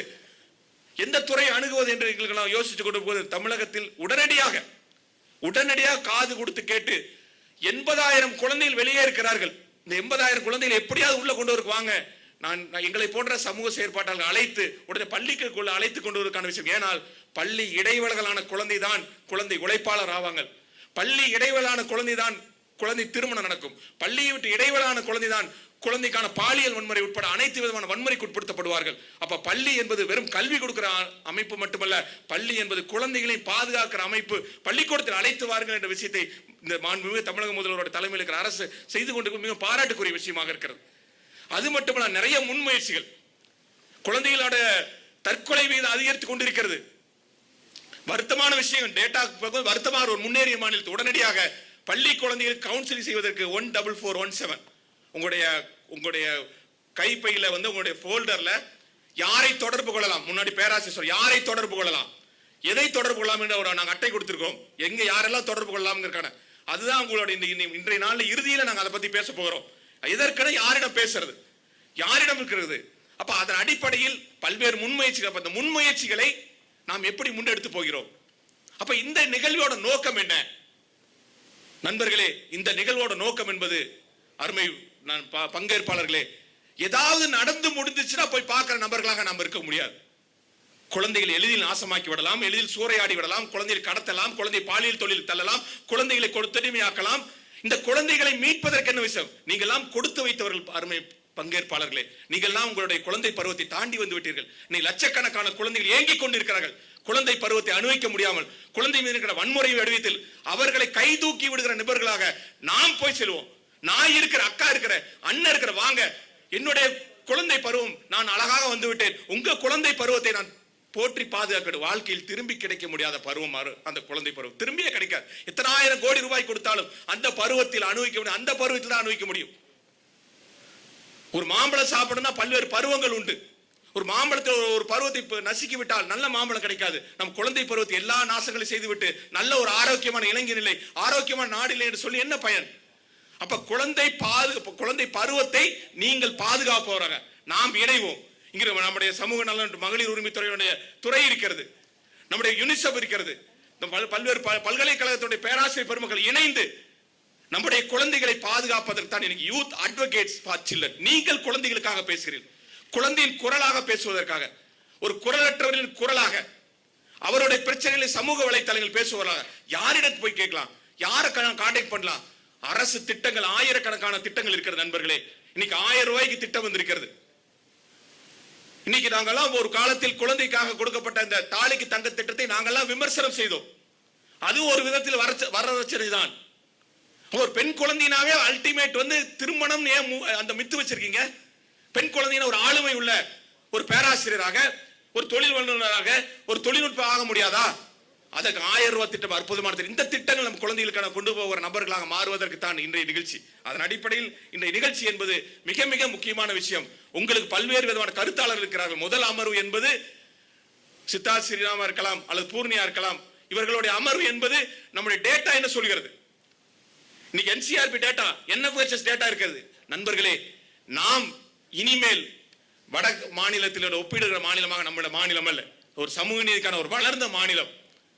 நாம் வடத்தில் இருக்கிற மாநிலத்துக்காக ஒப்பீடுக்கான விஷயங்களை நாம் கூடாதுன்னு சொல்ல, நாம் ஒப்பீடு செய்வது இனிமேல் பின்லாண்டையும் மலேசியாவையும் சிங்கப்பூரையும் தான் ஒப்பிட வேண்டும். நம்முடைய மாநிலத்தை அங்க எப்படி இருக்கு, அங்கோட விஷயம் எப்படி இருக்கு, அங்க மாநில நம்ம குறைப்பா. நம்ம இனிமேல் வட மாநிலத்துக்கான விஷயங்கள். அதனால்தான் நாம் சொல்கிறோம், ஏன் தேசிய கல்விக் கொள்கையை நாம் எதிர்க்கிறோம் என்றால், தேசிய கல்விக் கொள்கை வந்தால் நம்ம 10 ஆண்டுகள் பின்னாடி போயிடுவோம். ஏன்னா நம்ம 2030 சொன்னதெல்லாம் 2015 முடிச்சிட்டோம். எல்லா மாவட்டத்திலும் மருத்துவக் கல்லூரி என்பது நம்ம 2015 முடிச்சிட்டோம். அதனால் மாநில கல்விக் கொள்கையை நாம் உருவாக்கி கொண்டிருக்கோம். நம்முடைய மாநில கல்விக் கொள்கை என்பது மாநிலத்துக்கு அல்ல, நம்ம சமூக நீதிக்கான மாநிலத்தில் அடுத்த கட்டமாக அடுத்த தலைமுறை நோக்கி நம்முடைய மாநிலத்துக்கு. அப்ப அந்த அடிப்படையில் நம்ம இளைஞர்களை நாம் தயார்படுத்த வேண்டிய. அந்த அடிப்படையில் ஒரு சில கோரிக்கைகளை மட்டும் நான் மேடத்திடம் முன்வைக்கிறேன். பல்கலைக்கழகங்களில் நிறைய முன்னெடுப்புகளை முயற்சி செய்து கொண்டிருக்கிறார்கள், கல்லூரிகள் முயற்சி செய்து கொண்டிருக்கிறார்கள். மரியாதைக்குரிய மேடம் அவர்களே, நாம் நம்முடைய இந்த அரசில் அனைத்து கல்லூரிகள் மற்றும் கல்லூரி மற்றும் பல்கலைக்கழகத்தில் படிக்கிற மாணவ மாணவிகள் ஒரு குறிப்பிட்ட அளவாவது குழந்தைகளோடு வேலை செய்ய வேண்டும். குழந்தைகளை பாதுகாப்பை உறுதி செய்ய வேண்டும். என மாண்புமிகு தமிழக முதல்வர் நவம்பர் 20 உலக குழந்தைகள் தினத்தில் 2021 குழந்தைகளுக்கான கொள்கையை வெளியிட்டார்கள். இந்தியாவிலே 2வது மாநிலம் குழந்தைகளுக்கான கொள்கையை வெளியிட்டுள்ள மாநிலம். இந்த டாக்குமெண்ட் தான் ஆன்லைன்ல இருக்க, எடுத்து படிச்சு பாருங்க. அருமை மாணவ அருமையான டாக்குமெண்ட். ஒரு child centric and child focused the best interest of the children என்று 3 சொல்வார்கள் UNCRC. குழந்தையை மையப்படுத்தி ஒரு குழந்தையோட சிறந்த நலன், ஒரு குழந்தையோட நேய அணுகுமுறையை உருவாக்குவதற்கான அருமையான டாக்குமெண்ட். இதை நாம் நடைமுறைப்படுத்த வேண்டும் என்றால் இளையர்களுக்கு ஒரு வாய்ப்பை வழங்கி அவர்கள் கல்லூரி காலத்தில் ஒரு குழந்தைகளோடு ஒரு குழந்தை பாதுகாப்பு துறையில் கண்டிப்பாக நடைமுறைப்படுத்த வேண்டும் என்ற ஒரு வேண்டுகோளை வைக்கிறேன். இரண்டாவதாக விஷயம், நிறைய அமைப்புகள் இருக்கிறது நம்முடைய குழந்தைகளுக்கான அமைப்புகள். அந்த அமைப்புகளை இந்த கல்லூரி பல்கலைக்கழகத்தை இணைத்து செய்ய வேண்டியிருக்கிறது. ஏதோ துண்டு துண்டாக செய்து கொண்டிருக்கிறார்கள். நம்முடைய எல்லாரும் இணைந்து ஒரு child welfare committee, juvenile justice board, district child protection unit, அல்லது crime against and women and children, district child marriage provision officer, இது மாதிரி நிறைய துறைகள் இருக்கிறது. இந்த துறைகளை நம் குழந்தைகள் நம்முடைய மாணவனை அடையாளப்படுத்தி அவர்களோடு இணைந்து நடக்காமல் இருப்பதற்கான வேலை. யாருக்கும் நடந்து முடிந்து பஸ்ஸிலிருந்து விழுந்ததுக்கு அப்புறம் பஸ் பார்ப்பது நம்முடைய வேலை இல்லை. சுவர் விழுந்து குழந்தை விழுந்ததுக்கு அப்புறம் பார்ப்பது நம்முடைய வேலை இல்லை. நம்முடைய சுவரும் நம்முடைய பூங்காவும் நம்முடைய இடமும் நம்முடைய வீடும் குழந்தைக்கு பாதுகாப்பா இருக்கு. அந்த அடையாளங்களை உறுதி செய்கிற விஷயத்தை நாம் கண்டிப்பாக செய்ய வேண்டும். அடுத்ததாக மரியாதைக்குரிய விஷயங்களில் நம்ம தமிழ்நாட்டில் பள்ளிகளில் இன்னும் தமிழ்நாட்டில் குழந்தை பாதுகாப்பு கொள்கை உருவாக்கப்படவில்லை. Child protection policy in schools. நம்முடைய அரசில் கண்டிப்பாக குழந்தை பாதுகாப்பு கொள்கையை நாம் கண்டிப்பாக உருவாக்கி நடைமுறைப்படுத்த வேண்டும் ஒரு பணிவான வேண்டுகோள் வைக்கிறேன். அடுத்து நம்ம சோசியல் டிஃபென்ஸ் என்கிற அமைப்பாக இருக்கிறது. மேடம் அவர்களே, சோசியல் டிஃபென்ஸ் பொதுவாக இருக்கிறது. சோசியல் டிஃபென்ஸ் என்பது பொது சமூகம் என்பது இணைத்திருக்கு. ஒரு குழந்தைகளுக்கான தனியான ஒரு துறையோட பெயராக இல்லை. ஒரு குழந்தை உரிமை மற்றும் குழந்தை பாதுகாப்பு துறை என்பதை மாற்ற வேண்டும் என்று சமூக பாதுகாப்பு துறையை மாற்றினால் கண்டிப்பாக ஒரு சைல்டு போக்கஸ்டாக இருக்கும் என்கிற கனிவான வேண்டுகோளை வைக்கிறேன். அது மட்டுமல்ல, கடைசியாக ஒரே ஒரு விஷயம், ரொம்ப வருத்தக்குரிய 20 ஆண்டுகளாக போராடி எல்லாரும் நீங்களும் இதுக்காக கடுமையான போராட்டங்களை நடத்தினீர்கள். இந்த 1098 எல்லா குழந்தைகளும் கொண்டு போய்விட்டோம். 1098 எல்லாரும் குழந்தைகள் பாதுகாப்பு கொண்டு வருத்தோம். இப்ப இருக்கிற ஒன்றிய அரசு அதை மாற்றி 112 என்று காவல்துறையில் கட்டுப்பாட்டில் கொண்டு வரலாம் என்று முயற்சி செய்கிறார்கள். உண்மையாலுமே 1098 என்பது ஒரு சமூக பணியாளர் எடுக்கிற கால். ஒரு சமூக பணியாளருடைய அடைகிற கால் என்பது அந்த குழந்தையோட மையமாக இருக்கும். ஒரு காவல்துறை அலுவலர் அந்த காலை பிக்கப் பண்ணா எப்படி இருக்கும்? அதை மாற்றாமல் 1098 என்பது எல்லா இடமும் சென்று அந்த எண்ணை மாற்றக்கூடாது. நம்ம மற்ற மாநிலங்கள் மாற்றினாலும் பரவாயில்ல. தமிழ்நாட்டில் இருக்கிற மரியாதைக்குரிய சமூக நலன் மற்றும் மகளிர் உரிமைத்துறை அமைச்சரும் கூட விருப்பமாக இருக்கிறார்கள். அந்த எண்ணை மாற்ற வேண்டாம், தமிழகத்தில் நாம் தொடர்ந்து கொண்டு வருவோம் என்று சொல்லியிருக்காங்க. அந்த உறுதிமொழியை நாம் கண்டிப்பாக கொண்டு வரணும். ஏன்னா நீ திரும்பி போய் ஒரு புது எண்ணை குழந்தையை கொண்டு போவது என்பது மிகவும் இக்கட்டான சூழல். அந்த அடிப்படையில் இந்த 3 விஷயங்களை உங்களோட முன் வைத்து இந்த நாளில் நடக்கிற முன்முயற்சி அத்தனைக்கும் நீங்கள் துணை இருக்கிறீர்கள். உங்களோடு நாங்கள் இருக்கிறோம். ஒரு குழந்தைகளுக்கான உகந்த உரிய உதவக்கூடிய உலகத்தை, ஒரு குழந்தை நேய உலகத்தை உருவாக்குற பணியில் உங்களோடு பயணப்பட்டிருக்கிற உங்கள் அனைவருக்கும் நெஞ்சார்ந்த மனமார்ந்த நன்றி தெரிவிக்கிறேன். நன்றி, வணக்கம்.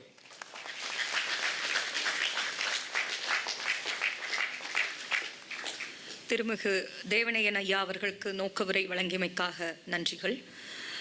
அறம்சார் அரசியலின் அடையாளமாக, திராவிட இயக்கத்தின் தீரமாக, சமூக நீதியும் பெண்ணுரிமையையும் பறைசாற்றிய தந்தை பெரியாரின் பாரம்பரியத்தில் பெண்கள் மற்றும் குழந்தைகள் மீதான வன்முறைகளை தடுத்திட பல்வேறு ஆக்கப்பூர்வமான நடவடிக்கைகளை மேற்கொண்டு வரும் நாடாளுமன்றத்தில் இந்த விவகாரங்களில் சிறப்பு கவனம் செலுத்த வேண்டி ஒன்றிய அரசிடம் ஓங்கி வலியுறுத்தும் ஓர் உரிமை குரல் இவருடையது.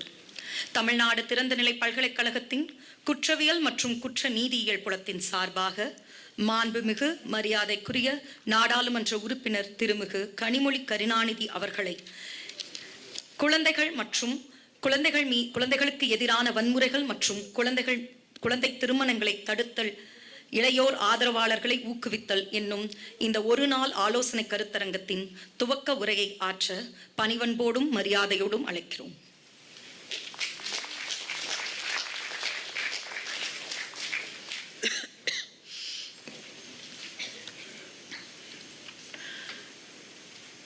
Promotion of Youth Advocates for ChildrenTowards Ending Violence Against Children and Child Marriage என்ற இந்த கருத்தரங்கத்திற்கு வந்திருக்கக்கூடிய மாணவர்களுக்கும் மாணவிகளுக்கும் என்னுடைய வணக்கத்தையும் வாழ்த்துக்களையும் நன்றியையும் முதலில் தெரிவித்துக் கொள்கிறேன். இந்த நிகழ்ச்சியிலே உரையாற்றி இருக்கக்கூடிய தமிழ்நாடு ஓப்பன் யூனிவர்சிட்டியோட ரெஜிஸ்ட்ரார் ரத்னகுமார் அவர்களே, மனோன்மணியம் சுந்தரனார் யூனிவர்சிட்டியை சேர்ந்த ப்ரொஃபஸர் மாதவ சோமசுந்தரம் அவர்களே, டிஎன் ஓப்பன் யூனிவர்சிட்டியுடைய அசிஸ்டன்ட் ப்ரொஃபஸர் அனந்த ராமகிருஷ்ணன் அவர்களே, தோழமை இயக்கத்தின் இயக்குனர், தமிழ்நாட்டுடைய சைல்ட் ரைட்ஸ் பாலிசியை வடிவமைப்பதற்கு மிக முக்கியமான பங்காற்றி இருக்கக்கூடிய தோழர் தேவநேயன் அவர்களே, டாக்டர் அனுபமா தேவி அவர்களே, மகாராஷ்டிரா நேஷனல் லா யூனிவர்சிட்டியுடைய vice chancellor professor doctor Vijayendra Kumar அவர்களே, இங்கே இந்த நிகழ்ச்சியிலே கலந்து கொண்டிருக்கக்கூடிய அத்தனை பேருக்கும் என்னுடைய வணக்கத்தை, இங்கே பேசவிருக்கக்கூடிய அத்தனை பேருக்கும் என்னுடைய வணக்கத்தை நான் தெரிவித்துக் கொள்கிறேன். இந்த கருத்தரங்கம் முன்னெடுப்பு என்பது மிக முக்கியமான ஒன்று. நாம் தொடர்ந்து சோஷியல் ஜஸ்டிஸ், சமூக நீதியை பற்றி பேசிக்கொண்டிருக்கிறோம். சமூக நீதி என்று பேசும் பொழுது நாம் ஆண் பெண் அவர்கள் சமமாக கருதப்பட வேண்டும். ஜாதிய வேறுபாடுகள் இருக்கக்கூடாது. பிறப்பால் ஆண் பெண், ஜாதி, மதம், மொழி, இனம், நிறம், இந்த பாகுபாடுகள் எல்லாம், பிறப்பால் உருவாகக்கூடிய இந்த பாகுபாடுகள் எல்லாம் இந்த சமூகத்திலே இருக்கக்கூடாது. எல்லோரும் சமமாக, சம உரிமை பெற்றவர்களாக, சம வாய்ப்பு இருக்கக்கூடியவர்களாக, சுயமரியாதையோடு வாழக்கூடிய ஒரு சமூகத்தை நோக்கி இந்த உலகத்தை நகர்த்த வேண்டும். அதுதான் சமூக நீதி. ஆனால் இந்த சமூக நீதியை நாம் பேசும் பொழுது மிக முக்கியமான ஒரு அங்கத்தை மறந்து விடுகிறோம். அதுல குழந்தைகளை நாம் பெரும்பாலும் இணைத்து கொண்டு பேசுறதே கிடையாது. ஏன்னா அதுல இருக்கக்கூடிய பயஸ் வயது அப்படிங்கிற அடிப்படையில் உருவாகக்கூடிய ஒரு பயஸ். நம்ம ஆண் பெண் அப்படிங்கிறது கண்கூடாக பார்க்கக்கூடிய ஒன்று. ஜாதி வித்தியாசங்கள் அப்படிங்கிறது தவறு. ஆனால் ஒருவர் நமக்கு பிறகு பிறக்கிறார் அப்படிங்கிறதுனால அவங்களுக்கு உரிமை மறுக்கப்படுகிறது அப்படிங்கிறத நாம் புரிந்து கொள்வதே இல்லை. இந்த சமூகம் அதை கணக்கில் எடுத்துக்கிறதே இல்லை. அதனால குழந்தைகளுக்கான அந்த உரிமைகள், அவர்களை சுயமரியாதையோடு, கௌரவத்தோடு, உரிமைகளோடு நடத்துவதற்கான இந்த சமூகம் தன்னை தயார் செய்து கொள்ள வேண்டும். வெகு சுலபமாக சொல்லிடலாம். ஒரு காலகட்டத்திலே இருந்ததுலேருந்து இன்னைக்கு ரொம்ப தூரம் வந்திருக்கோம் அப்படிங்கிறத சொல்லலாம். எங்கள் பெரியவங்க வீட்டில் சொல்லுவாங்க, எங்கள் அம்மா அப்பாலாம் அடிக்க ஆரம்பித்தாங்கன்னா சவுக்கு வச்சு அடிப்பாங்க, பெல்ட்டால் அடிப்பாங்க, கட்டி தொங்க விட்டுருவாங்க. இதெல்லாம் ரொம்ப சர்வசாதாரணமாக சொல்லக்கூடிய ஒரு காலகட்டம் இருந்தது. ஸ்கூலுக்கு போனால் டீச்சர் அடிக்கலைன்னா அந்த டீச்சர் சரியாக சொல்லி கொடுக்கறதில்ல அப்படிங்கிற ஒரு எண்ணம் இருந்த காலகட்டங்கள் எல்லாம் இருந்தது. ஆனால் இன்று அது தவறு.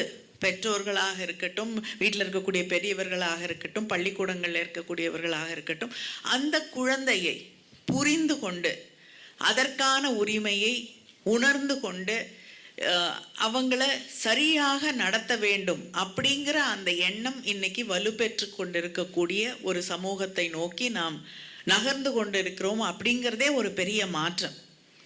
ஆனால் அதற்குள்ளும் இன்னும் செய்ய வேண்டிய பல விஷயங்கள் இருந்து கொண்டிருக்கிறது. இன்னொன்று, பாலியல் வன்முறைகள், குழந்தைகள் மீதான, இப்போ சொல்லலாம் இன்னைக்கு இன்டர்நெட் வந்துருச்சு, தொலைக்காட்சி வந்துருச்சு, இன்னைக்கு கட்டுப்பாடுகள் இல்லை, அதனால சமூகம் சீர்கெட்டு விட்டது. அந்த பழியை வெகு சுலபமாக இந்த முன்னேற்றங்களின் மீது, டெக்னாலஜி மேலே தூக்கி போடலாம். ஆனால் இல்லை, இப்பொழுதுதான் பேச ஆரம்பிச்சிருக்கோம். இத்தனை ஆண்டுகளாக ஒரு குடும்பத்தில் ஒரு குழந்தைக்கு வன்முறை என்பது இருந்தால் அது வெளியில கூட சொல்ல முடியாது.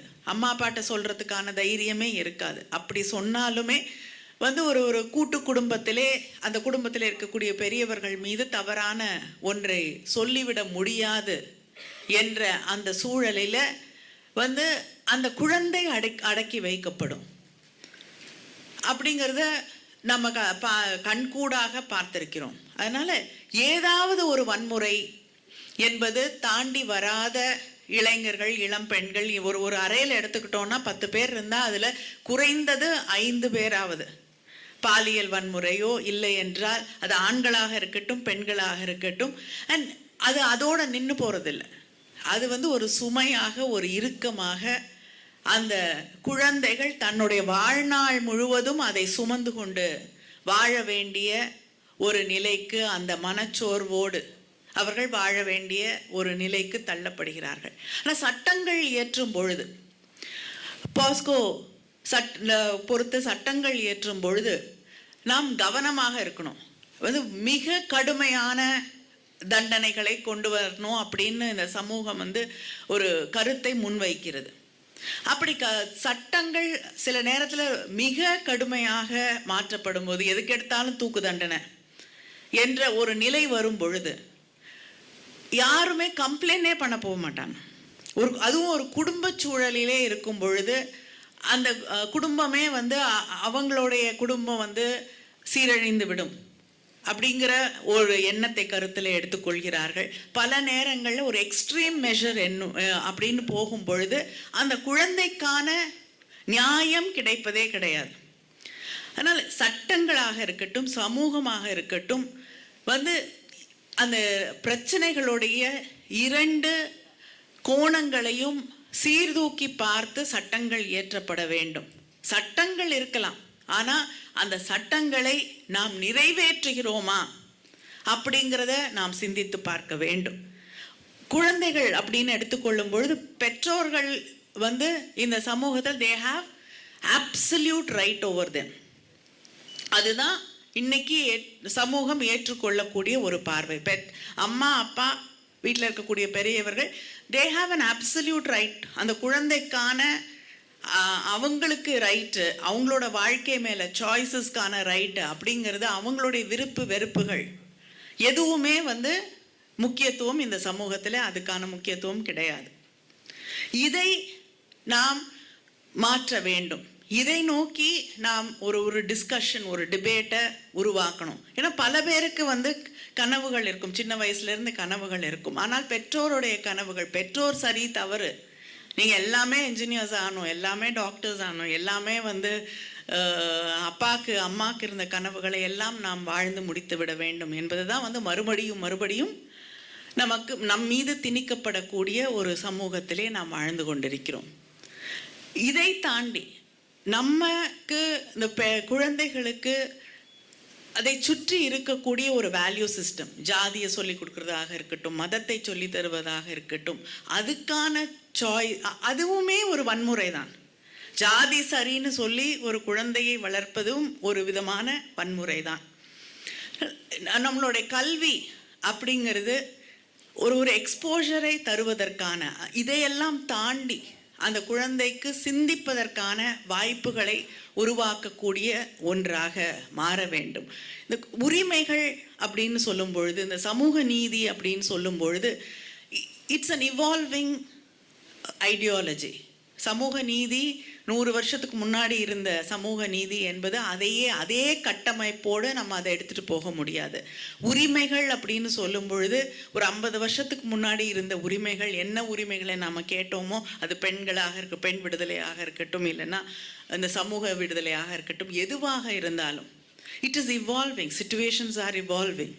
ஸோ அதை நாம் புரிந்து கொண்டு இந்த சமூக நீதி, குழந்தைகளுக்கான சமூக நீதியையும் உள்வாங்கியதாக, அதையும் புரிந்து கொள்ளக்கூடிய ஒன்றாக நாம் இதை கட்டமைக்க வேண்டும். அதுதான் எல்லாருக்குமான ஒரு அரசாங்கமாக, எல்லாருக்குமான ஒரு சமூகமாக இந்த சமூகம் இருப்பதற்கான அடிப்படை. குழந்தைகளுக்கும் உரிமைகள் இருக்கிறது, குழந்தைகளும் சுயமரியாதையோடு வாழக்கூடிய உரிமை பெற்றவர்கள் அப்படிங்கிற அந்த பேசிஸோட மேலே தான் வந்து நம்ம எதையுமே கட்டமைக்க வேண்டும் என்பதை புரிந்து கொள்ள வேண்டும். இன்னைக்கு இங்கே பல இளைஞர்கள் இளம்பெண்கள் இந்த கருத்தரங்கத்தில் பங்கேற்றுக் கொள்வதற்காக வந்திருக்கீங்க. நிச்சயமாக உங்களால் உங்களுக்கு அந்த குழந்தைகள் கிட்ட ரீச் அவுட் பண்ணுறது அப்படிங்கிறது மிக சுலபமான ஒன்று. ஏன்னா நீங்கள் அவங்க கிட்ட இருந்து ஒரு பெரிய கேப் உங்களுக்கு கிடையாது. அவங்களுடைய இஷ்யூஸ் அவங்க பார்க்கக்கூடிய உலகத்திலேருந்து நீங்கள் ரொம்ப தூரம் தள்ளி வந்துடல. அதனால் definitely there is a gap. ஆனால் அது ரொம்ப தூரம் இல்லை. எங்களுக்கும் அவர்களுக்குமான இருக்கக்கூடிய அந்த டிஸ்டன்ஸ் உங்களுக்கும் அவங்களுக்கும் இருக்காது. So you will be more sensitive to their problems. You will be able to relate and understand their issues and problems much better than the rest of us. அதனால் நீங்கள் அவங்களுக்கு ரீச் அவுட் பண்ணும் பொழுது, நீங்கள் அவர்களுக்கு உறுதுணையாக இருக்கும் பொழுது, அவர்களுடைய குரலாக நீங்கள் மாறும் பொழுது, அவங்க உங்ககிட்ட நம்பி பேசும் பொழுது, அவர்களை புரிந்து கொள்வதற்கான வாய்ப்புகள் உங்களுக்கு மற்ற எல்லாரையும் விட இன்னும் அதிகமாக இருக்கும். அதனால் நிச்சயமாக இந்த கருத்தரங்கத்திற்கு பிறகு இங்கே சொல்லப்பட்ட ஒரு முக்கியமான கருத்து என்னென்னா, நீங்கள் ஒரு சின்ன குரூப்ஸாக இந்த இஷ்யூஸை டிபேட் பண்ணி இதை பள்ளிக்கூடங்களுக்கோ இல்லைன்னா கிராமங்களுக்கோ மற்ற இடங்களுக்கோ எடுத்துக்கொண்டு செல்ல வேண்டும். ஒரு அவேர்னஸை க்ரியேட் பண்ணும். உங்களால் ஒரு கிராமத்தில் போய் இதை பற்றி பேச முடியல, இன்னொரு பள்ளிக்கூடத்தில் போய் பேச முடியலன்னா கூட நீங்கள் வாழக்கூடிய உங்களை சுற்றி இருக்கக்கூடிய இடங்களில் நிச்சயமாக ஒரு அவேர்னஸை க்ரியேட் பண்ண முடியும். ஒரு and be a little more sensitive and more vigilant. ஒரு குழந்தைய பார்க்கும் பொழுது உங்களை நிச்சயமாக ஒரு வீடு அப்படிங்கும் பொழுது இல்லைன்னா ஒரு அப்பார்ட்மெண்ட் என்னும் போது நிறைய குழந்தைகள் இருப்பாங்க. ஒரு கூட்டு குடும்ப முறை அப்படிங்கிறது இன்னும் இருக்குது. ஒரு விசேஷ நாளில் ஒரு குழந்தை எல்லாரும் ஒன்றா சேரக்கூடிய ஒன்றாக தான் நம்மளுடைய சமூகம் இன்றைக்கும் இருக்குது. அப்பொழுது அந்த குழந்தைகளை நீங்கள் கொஞ்சம் அக்கறையோடு கவனத்தோடு பார்க்கும் பொழுது, சாதாரணமாக உங்களுக்கு நல்லா தெரிஞ்ச அந்த குழந்தைகிட்ட மாற்றங்கள் இருக்கும் பொழுது, ஒரு சோர்வு இருக்கும்போது, ஒரு மார்க் டிஃப்ரென்ஸ் இருக்கும்போது, you can just make a small decision to reach out. போய் அந்த குழந்தைகிட்ட பேசி அதோட கான்ஃபிடென்ஸை நீங்கள் எடுத்துக்கிட்டு அந்த குழந்தைக்கு இருக்கக்கூடிய என்ன பிரச்சனை, ஏன் இவ்வளோ டிஃப்ரெண்ட்டாக அந்த சைல்டு பிஹேவ் பண்ணுது அப்படிங்கிறத நீங்கள் புரிஞ்சுக்கிறதுக்கு முயற்சி எடுத்து, பிகாஸ் அதுதான் அவங்களுக்கு ரொம்ப அவசியம். தன்னுடைய பிரச்சனையை புரிந்து கொள்வதற்கு, தான் நம்பி அதை இன்னொருத்தரோட பகிர்ந்துக்கிறதுக்கு ஃபர்ஸ்ட் ஸ்டெப் ஃபார் ஜஸ்டிஸ் அதுதான். அதுவே பல குழந்தைகளுக்கு கிடைக்கிறதில்ல. அதை நிச்சயமாக உங்களால் செய்ய முடியும். அண்ட் நமக்கு நம்மளுடைய பெற்றோர்களாக இருக்கட்டும், நம்மளுடைய டீச்சர்ஸாக இருக்கட்டும், பள்ளிக்கூடங்களில் இருக்கக்கூடிய டீச்சர்ஸாக இருக்கட்டும், உங்களுடைய ஃப்ரெண்ட்ஸாக இருக்கட்டும், இதை பற்றி ஒரு அவேர்னஸ். ஏன்னா அதிகமாக பேசப்படாத ஒரு விஷயம் குழந்தைகளுடைய உரிமை, அவர்களுடைய நலம். சைல்ட் மேரேஜ் அப்படிங்கிறது எல்லா டிபார்ட்மெண்ட்ஸும் இன்டகிரேட்டடாக ஒர்க் பண்ணலைன்னா, தேவநேயன் அவர்கள் சொல்லும் பொழுது, ஒரு எஜுகேஷன் டிபார்ட்மெண்ட்டில் இருக்கக்கூடிய ஒருத்தர் சமீபத்தில் நடந்த ஒன்று, ட்ராப் அவுட்ஸ் பற்றி பேசிகிட்டு இருக்கும் பொழுது, ஒரு அந்த லிஸ்ட்டில் ஏன் அந்த மாவட்டத்தில் ட்ராப் அவுட்ஸ் இருக்காங்க, ஏன் என்னென்ன மாதிரி ட்ராப் அவுட்ஸ் இருக்காங்கன்னு ஒரு லிஸ்ட்டு ப்ரிப்பேர் பண்ணியிருக்காங்க.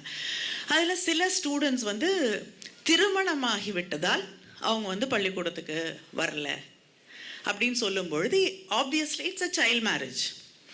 அதை கேட்கும் பொழுது அந்த ஆஃபீஸர் சொல்லக்கூடிய பதில், ஆமாம் வரவில்லை, அந்த குழந்தை திருமணமாகி இன்னொரு மாவட்டத்துக்கு போயிடுச்சு, அதனால் அது எங்கள் கண்ட்ரோலில் இல்லை, எங்கள் ஜூரிஸ்டிக்ஷனில் அந்த குழந்தை இல்லை, அதனால் நாங்கள் ஒன்றும் பண்ண முடியாது.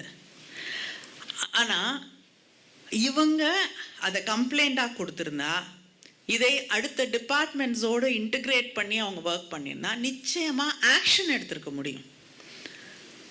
அந்த பெற்றோர்கள் மீது, அந்த திருமணம் செய்து கொண்டு போயிருக்கக்கூடிய அந்த குடும்பத்தின் மீது ஒரு ஆக்ஷன் எடுத்திருக்க முடியும். அந்த குழந்தையை மறுபடியும் பள்ளிக்கூடத்திற்கு அழைத்து வந்திருக்க முடியும். ஆனால் அதை செய்யாமல் ஒரு ஐசோலேஷனில் நம்ம வேலை செய்யும் பொழுது நிச்சயமாக எந்த பயனும் இல்லாமல் போய்விடும். அதனால் அதையெல்லாம் புரிந்து கொண்டு செயல்படுத்துவதற்கு உங்களால் நிச்சயமாக முடியும். ஏன்னா இன்னைக்கு இருக்கக்கூடிய உலகம் அப்படிங்கிறது வந்து ஒரு டிஃப்ரெண்ட் பிளாட்ஃபார்மில் நீங்கள் அதிகமாக வாழ்ந்து கொண்டிருக்கிறீர்கள். இன்டர்நெட் அப்படிங்கிறது எல்லாத்தையும் ஒன்றாக இணைக்கக்கூடிய ஒரு பிளாட்ஃபார்ம், உங்களுக்கு சொந்தமான அந்த பிளாட்ஃபார்ம்.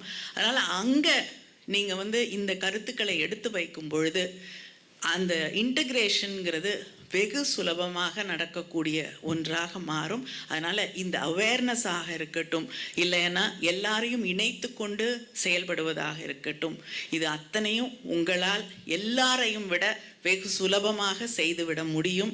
அதனால் இந்த கருத்தரங்கத்திற்கு பிறகு நிச்சயமாக you will be the people who take this movement forward and bring a change and awareness here. Thank you all once again. Bye.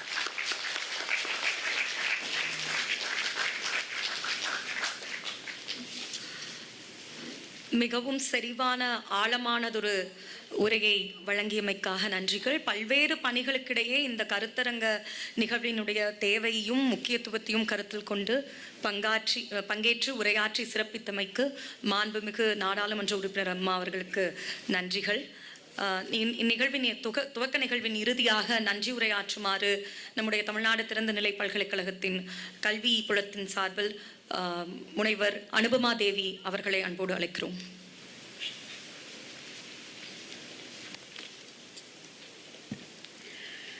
Respected delegates on the dais and the of the dais, good afternoon to one and all.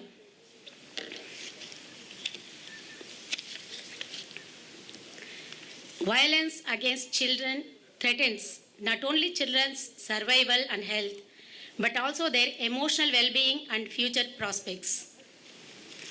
In this regard, the Tamil Nadu Open University planned to organize this consultation on promotion of youth advocates for children towards ending violence against children and child marriage. At the outset, I am extending my thankfulness to our respected Registrar Sir, Professor K. Ratnakumar, for his continuous support to make this seminar to be implemented. Thank you very much, sir. In his keynote address, he has explained about the importance of childhood and the importance to protect the women as well as children, and also requested the participants to act as an advocate. I am also extending my thankfulness to Professor P. Madhava Somsundaram, Head, Department of Criminology and Criminal Justice, MS University, for his felicitation address. Thank you very much, sir, for your coming over here and to enrich the audience. In his felicitation address, sir has explained about the crime against children and the need, why repeatedly the child empowerment and child rights are being revised. And one point he has mentioned that there are around 45% of children conflict with the law, and it should be taken into consideration not only one division but also the government, NGOs, then JJB, that means Juvenile Justice Board, as well as parents. Thank you very much, sir, for your felicitation address. And I must extend my thankfulness to Professor Vijayendra Kumar, the Honorable Vice Chancellor of Maharashtra National Law University, Nagpur, for his inaugural address. Sir has enlightened us on the age and prohibitions on child marriages with acts and sections in the Indian Penal Code. And he also explained about the importance of education to the children. Thank you very much, sir, for your valuable presence.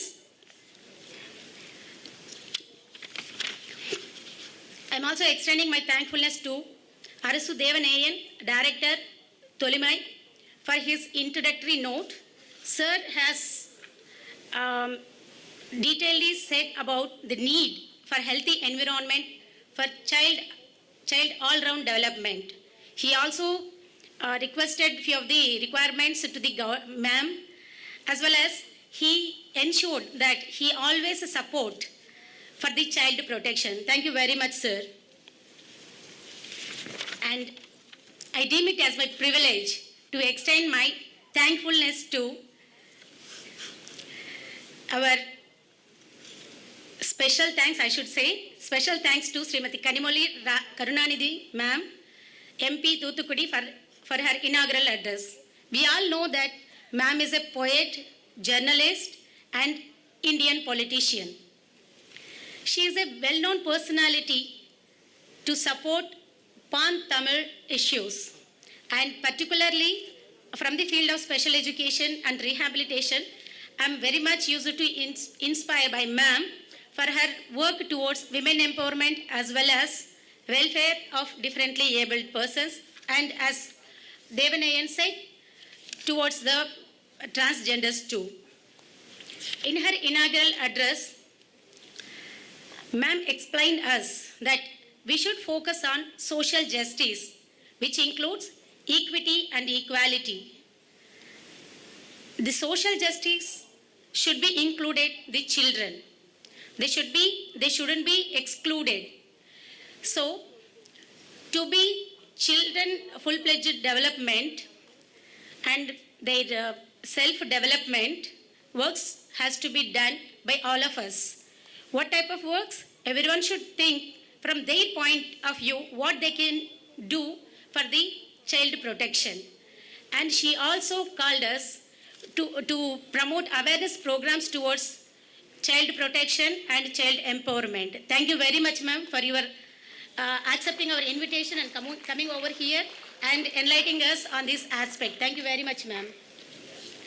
I'm also extending my thankfulness to all the chairpersons of various faculties, teaching and non-teaching fraternity of Tamil Nadu Open University, research scholars, students, and very particularly students from various colleges throughout India to coming over here to participate in this program.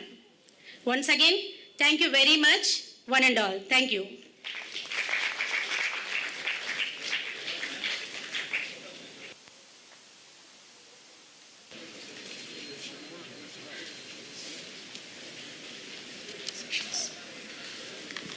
We are moving into the panel discussion sessions.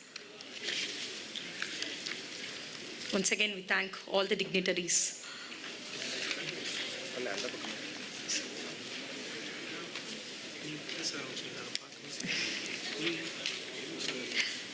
For the panel discussion session 1, I would like to invite Mr. Siddharth Sriram, Team Leader, Research and Documentation, Integrated Training Center for Social Empowerment.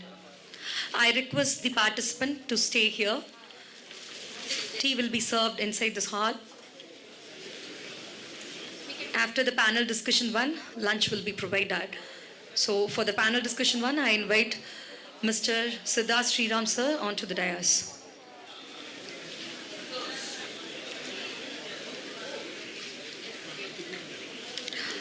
Followed by sir, I invite Ms. Purani ma'am, Child Protection Officer, State Resource Center, Chennai, for joining to the panel discussion 1. I invite Ms. Purani ma'am onto the dais.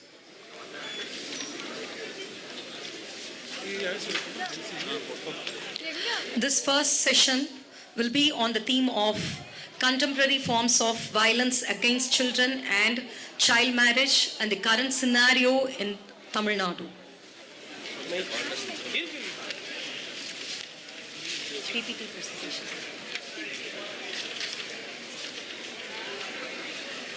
I request the participants to stay back here. Kindly solicit.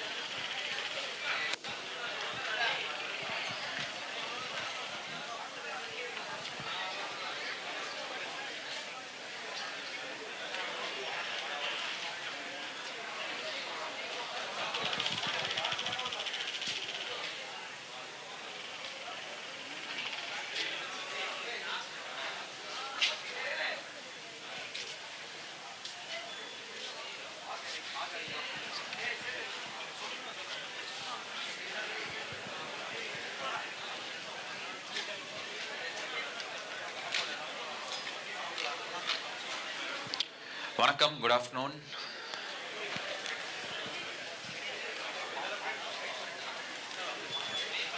ஒரு 2 நிமிஷம் தலைமை எல்லாரும் உட்காரு.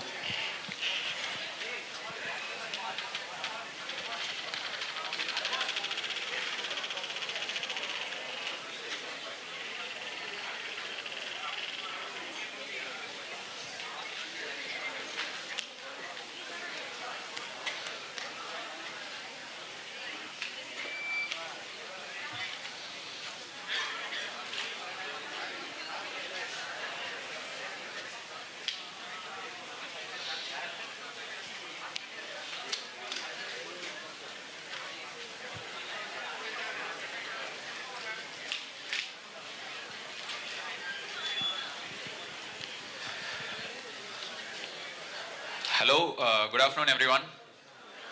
Good afternoon. Can I have all of your attention please? Thank you. Yeah, hi. My name is Siddharth and my session is very simple and straightforward. Okay, எனக்கு வந்து first தெரியணும் எவ்வளவு பேருக்கு வந்து உங்களுக்கு சுத்தமா தமிழ் புரியாது இங்க? People who cannot speak or understand Tamil, please tell me. Okay. I am going to basically present some statistics and figures more or less. So the people who have come here and spoken ahead of you, நிறைய என்ன விஷயம் சொன்னாங்க அப்படின்னா வந்து குழந்தைக்கு இருக்கக்கூடிய வன்முறைகள், child marriage, இதை பத்தி எல்லாம். ஸோ இப்போ வந்து இந்தியா வந்து நம்ம தேசிய அளவில் வந்து புள்ளி விவரங்கள் வந்து ஒவ்வொரு விஷயங்களுக்கும் வந்து நம்ம government of India, government of Tamil Nadu collect பண்ணோம். ஸோ அது எல்லாமே வந்து வாட் இட் டஸ் இஸ் நம்ம எல்லாருக்கும் வந்து ஒரு கரண்ட் ஸ்டேட்டஸ் இதை பற்றி என்ன மாதிரி இருக்குது அப்படிங்கிறது நமக்கு வந்து ஒரு அவேர்னஸ் தெரிய வரும். இப்போ லாஸ்ட்டாக தேவனையன் சார் பேசும்போது மென்ஷன் பண்ணியிருந்தார் இல்லையா, அதாவது வந்து தமிழ்நாட்டுக்கு வந்து கம்பேரிசன் வந்து வட மாநிலங்கள் கிடையாது, மற்ற நல்லா டெவலப் ஆகக்கூடிய இருக்கிற ஃபாரின் கண்ட்ரீஸ் அப்படிங்கிற மாதிரி. அது ஏன் நம்ம சொல்கிறோம் அப்படின்னா வந்து ஓவர் தி இயர்ஸ் நம்ம இண்டிபெண்டன்ஸ்லேருந்து ஒரு 75 வருஷத்தில் எந்த அளவுக்கு நம்ம டெவலப் ஆகிருக்கோம், எந்த விதத்தில் வெவ்வேறு ஸ்டாட்டிஸ்டிக்ஸ் வந்து நம்ம எந்த லெவலில் வந்து நம்ம இம்ப்ரூவ் பண்ணியிருக்கோம், இன்னைக்கு எந்த ஸ்டேட்டஸில் இருக்கோம் அப்படிங்கிறதுக்காக. ஸோ அந்த விதத்தில் வந்து என்னோட ப்ரெசன்டேஷன் ஸ்லைட்ஸ் வந்து ரொம்ப பேசிக் மினிமம் உங்களுக்கு, அதாவது குழந்தை பாதுகாப்பு சம்மந்தப்பட்டக்கூடிய ரொம்ப ஃபியூ இம்பார்ட்டன்ட் ஸ்டாட்டிஸ்டிக்ஸ். ஏன் இதை பற்றி நம்ம பேசுகிறோம், எதுக்கு வந்து இத்தனை பேர் இங்கே உட்காந்துட்டு இதை பற்றி நம்ம டிஸ்கஸ் பண்ணணும்? Is there a need or a reason to speak about these things? Do we have to discuss about these things? Are they important? If so, why are they important? What is the status?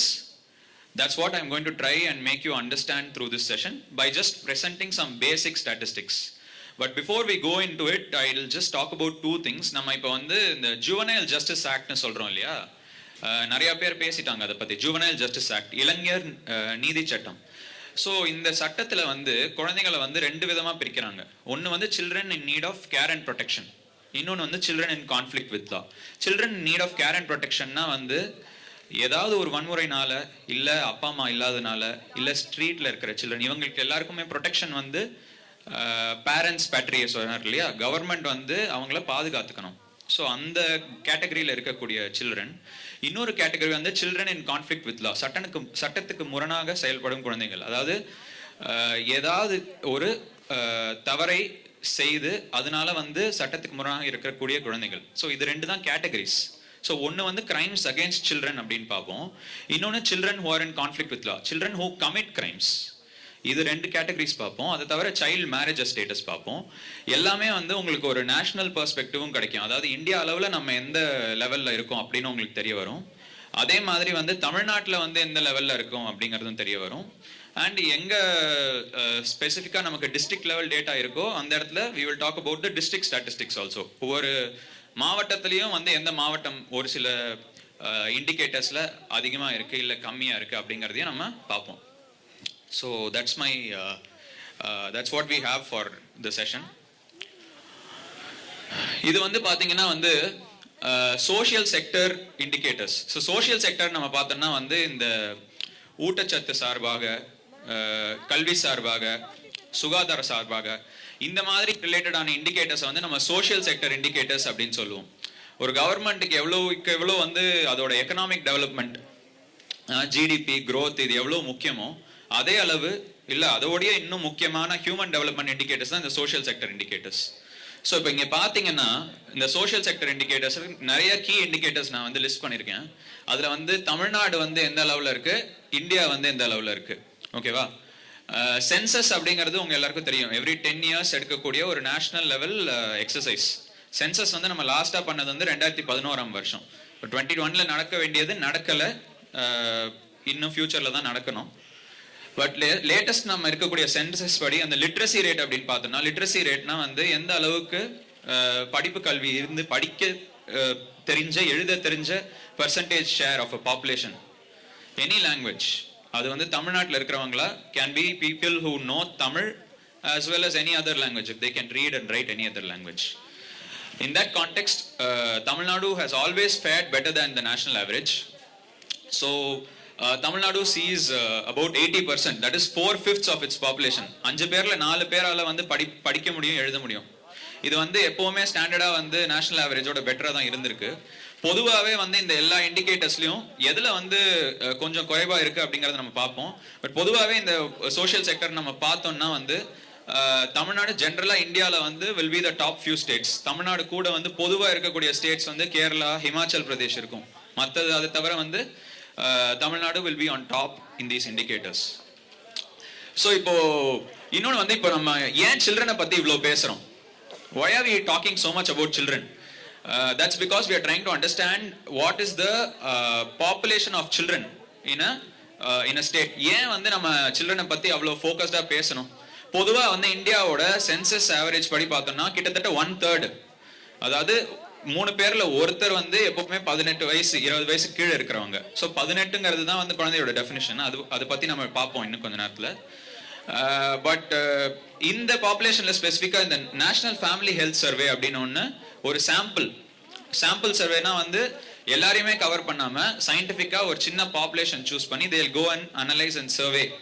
If we see by that national statistics, the National Family Health Survey, the population under age 15, அதாவது 15 வயசு கீழே இருக்கக்கூடிய ஒவ்வொரு ஸ்டேட்லயும் இருக்கக்கூடிய population share நம்ம பார்த்தோம் அப்படின்னா தமிழ்நாட்டில் வந்து 21%, இந்தியாவில் வந்து 26.5%. இந்த 21% is also a reducing number.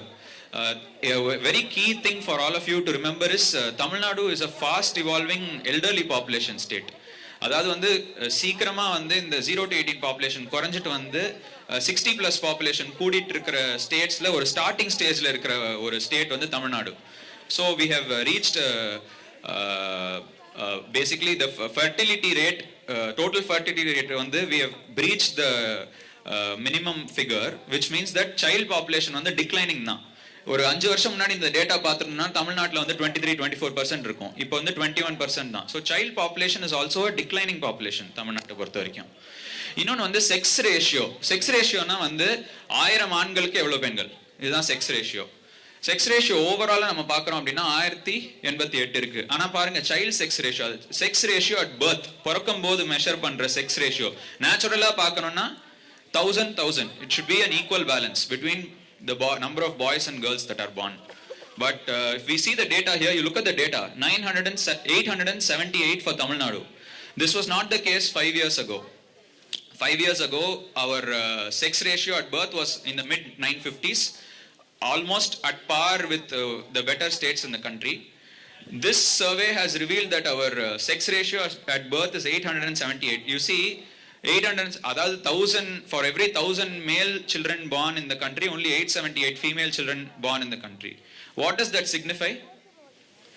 What would it signify?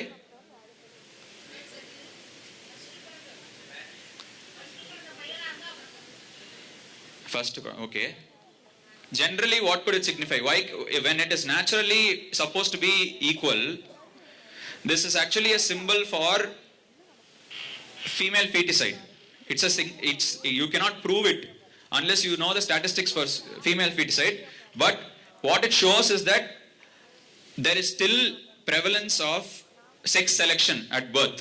Sex selection at birth na நம்ம வந்து ஒரு அப்பா அம்மா வந்து அவங்க குழந்தை வந்து பையனா பொண்ணா அப்படிங்கிறது வந்து தீர்மானிக்க கூடாது முன்னாடியே அப்படிங்கிறது சட்டம் இருக்கு.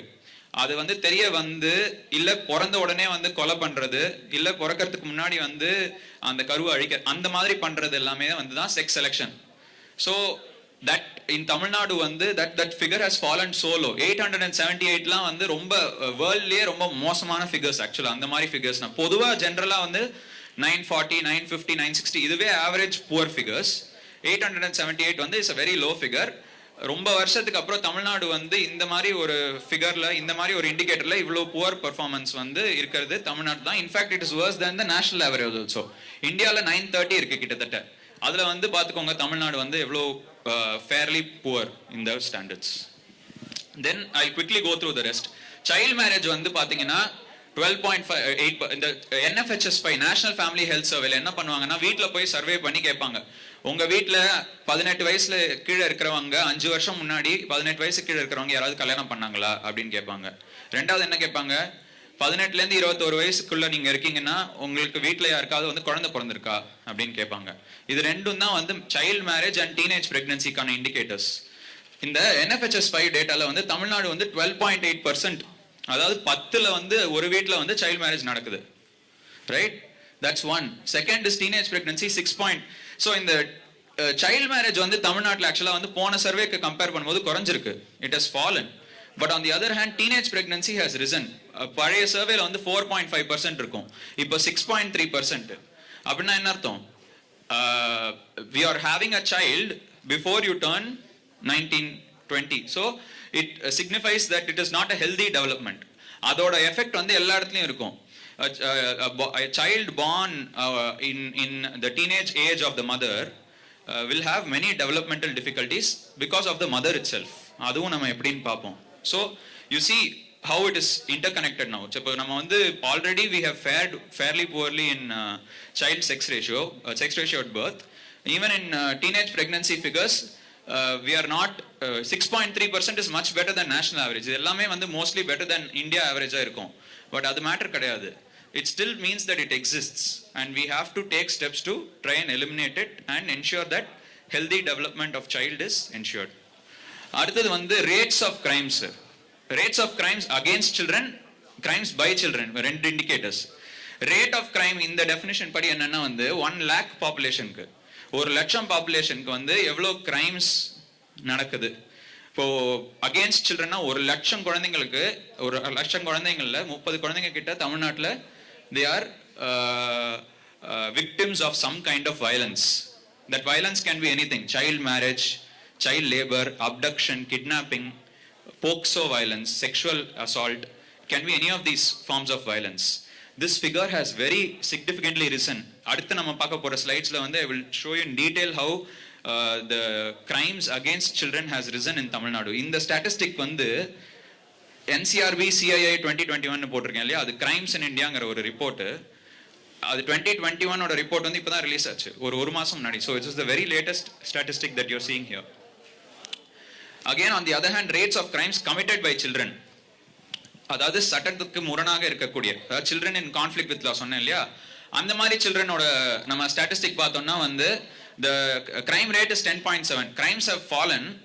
crimes விழுந்திருக்கு. இப்போ நான் லாஸ்ட் இயர்லேருந்து நம்ம கம்பேர் பண்ணும்போது numbers have fallen in Tamil Nadu, but despite the fall in numbers in Tamil Nadu is like the 4th or 5th highest number of crimes committed by children in the country. Maharashtra, UP, Rajasthan, அடுத்தது Tamil Nadu. These are the states with the highest number of crimes committed by children. இன்னொன்று, crimes committed by childrenக்கும் வந்து ஒரு சில இன்டர்லிங்கேஜஸ் இருக்கு. எங்க இருக்கும் அப்படின்னா வந்து lack of education access. அந்த பையனும் மோஸ்டா 99% வந்து crimes are committed by boys. So let me refer to it as a boy. அந்த பையன் வந்து ஒரு 8th இல்ல ஒரு 7th 10th இந்த ஸ்டேஜ்லலாம் ஸ்கூல்ல விட்டுருவான். எதனால? Various reasons. Poverty, family background, single parent, any of these reasons, they have a direct reflection on their any post criminal activities that is possible. So their lack of access to education becomes a major reason for this kind of an issue. Then transition rate அப்படின்னா வந்து ஸ்கூல்ல, அதாவது என்ன, senior secondary school 10th முடிச்சுட்டு 11th போற percentage share இப்போ and drop out rate வந்து 10thலயே வந்து விட்டுட்டு போறது ஷேர். இது ரெண்டுமே நீங்க பாருங்க. The key thing here notice how girls have better rates than boys. You see this 92% of the girls go off to senior secondary, but only 83% do in the for boys. On the other hand, again dropout rate on the boys ku double, girls or the dropouts rate or double, so they are significantly more vulnerable at that stage for skipping school. And இதுல ஒரு ரொம்ப முக்கியமான point என்னன்னா வந்து இந்த both these indicators are much better than national level. இதெல்லாமே வந்து நம்ம சீனியர் செகண்டரியில இவ்வளோ பேர் படிக்கிறதே வந்து it's a major sort of benchmark for the rest of the country. தமிழ்நாட்டில் இருக்கிற ஃபிகர்ஸ் ஆனாலுமே வந்து it is disproportionate against boys. That is பாய்ஸ்க்கான ஆக்சஸ் வந்து இன்னும் சீக்கிரமா வந்து நின்றுரும். இன்னொன்று என்னன்னா வந்து தமிழ்நாட்டில் இன்னொரு யூனிக் ஃபிகர் என்னன்னா, இதுவுமே மற்ற ஸ்டேட்லலாம் வந்து கேர்ள்ஸ் தான் நின்றுருவாங்க. தமிழ்நாட்டில் அப்படி கிடையாது. தமிழ்நாட்டில் வந்து girls will access the schooling at least at the schooling level. Whereas if we see Tamil Nadu, it is whereas if we see in the national level, it is the boys which will have better access. Then last, you see this nutrition indicators. They are very important. You should look at the indicators. You just look at the figures. 25%, 14%. Stunting rate வந்து chronic undernutrition. Chronic na அதாவது பிறப்புலேருந்து இருக்கக்கூடிய ஒரு under nutrition. அதாவது அவங்க அம்மா ஒழுங்கா சாப்பிடல, அவங்க அம்மாவுக்கு ஒழுங்காக ஊட்டச்சத்து இல்லாமல் வளர்ந்ததுனால குழந்தை பிறக்கிற குழந்தைக்கும் ஊட்டச்சத்து இல்லை. இதுதான் டீனேஜ் பிரெக்னன்சியில் அஃபெக்ட் பண்ணுற ஒரு major reason. You see 25%, which means one out of every four child is facing chronic undernutrition issues. Stuntingங்கிறது, வேஸ்டிங் அப்படிங்கிறது வந்து இம்மீடியட், அதாவது பசி, அதாவது வந்து பசின்னு சொல்றதோட வந்து அன்னைக்கு தேவையான அளவு சாப்பிடாம இருக்கிறது, அது வந்து வேஸ்டிங் ரேட். அதுவுமே 15%, which is all very high. ஆக்சுவலா வந்து you think about it, நம்ம 10 பேர் ஒரு குரூப்ல இருக்கோம்னா 2 பேருக்கு வந்து சாப்பிடாம இருக்காங்க அப்படிங்கிறது வந்து இந்தியாவோட தமிழ்நாட்டோட average ஃபிகர்னா you see how much we have to work on that kind of a thing. Underweight is also very high. Weight for age, weight for height. Underweight is also very high. Anemia, look at the anemia figures. Look at the anemia figure. 57% anemia among children less than 6 years. Among girls aged 15 to 19, 52%. ஒருத்தர்ல 2 பேர் வந்து 2 பேர்ல ஒருத்தர் வந்து anaemic. அனிமிக்னா என்ன? poor access to nutrition, iron deficiency. Okay, all this இதோட direct translation தான் வந்து இந்த ஸ்டண்டிங் வேஸ்டிங் ரேட் எல்லாம். All of this has again the relationship to teenage pregnancies, and if you have children before you're 19, 20, or you get married off before at 15, 16, all of these have effects on இது வந்து இந்த stunting rate வந்து நம்ம வந்து என்ன சொல்லுவோம் அப்படின்னா vicious cycle of malnutrition அப்படின்னு சொல்லுவோம். vicious cycle of malnutrition வந்து ஹெல்தியா ஒழுங்கா சாப்பிடாத அம்மா ஒரு சின்ன வயசுலயே வந்து 18-19 வயசுலயே they give birth to a child. The child is also born with that acute malnutrition. They cannot help it. It's very difficult to come out of this cycle. இப்போ for example நம்ம தமிழ்நாடு கவர்மெண்டோட அந்த பிரேக்ஃபாஸ்ட் ஸ்கீம் எல்லாம் it is trying to break this kind of an issue only, which is a very good step. Okay, can we move on to the next one? Okay, now I will focus on I'll have just 4 more slides with 1 graph each. What am I going to tell you? Specifically crimes against children, crimes by children, and child marriage. Crimes against children. Year on year பார்த்துக்கோங்க, 2017 ல இருந்து 21 வரைக்கும். You see how it has risen in the state? See the figure from 3529 in 2017 to 6000, over 6000 in 2021. அதுவும் 20 to 21 அந்த 1 இயர்லயே வந்து rice பாருங்க, 4338 ல இருந்து 6064 வரைக்கும். அதாவது வந்து இந்த 3529 ல இருந்து ஃபிகர் வந்து அவ்வளோ ஏறி இருக்குன்னா 72% rice in the past 5 years. Crimes against children, 40% rice in just 1 year. போன வருஷத்துலேருந்து இந்த வருஷத்துலேருந்தே 40% வந்து சில்ட்ரனுக்கு அகேன்ஸ்டாக நடக்கக்கூடிய கிரைம்ஸ் வந்து ஏறி இருக்கு. சில்ட்ரனுக்கு அகேன்ஸ்ட், அதாவது இதுக்கு 2 ஃபேக்டர்ஸ் இருக்கு. ஒன்று வந்து பெட்டர் ரிப்போர்ட்டிங்னா வந்து நிறைய பேர் போலீஸ்ல போய் கம்ப்ளைண்ட் பண்றாங்க, போலீஸ் வந்து எஃப்ஐஆர் போடுறாங்க. ஓகே, அதனால வந்து ரெக்கார்ட் ஆகிற நம்பர்ஸ் வந்து இம்ப்ரூவ் ஆயிருக்கு, which is a very good thing, no problem. But at the same time அந்த வால்யூமே ரொம்ப ஜாஸ்தி. 6000 பேர் குழந்தைகள் வந்து ஏதோ ஒரு விதத்துல, ஓகேவா, இதுல வந்து all different types of crimes are forming a part of it. all of these include like நான் முன்னாடி சொன்ன மாதிரி சைல்ட் மேரேஜ் இருக்கு, சைல்ட் லேபர் இருக்கு, போக்சோ இருக்கு, வேற அப்டக்ஷன், கிட்னாப்பிங் ஆஃப் சில்ட்ரன், இதெல்லாமே வந்து they are factors. அதுலயே you see, look at that POCSO cases. இந்த 6064 கேசஸ்ல வந்து 4425 கேசஸ் வந்து போக்சோ கேசஸ். போக்சோ வயலன்ஸ்னா என்ன?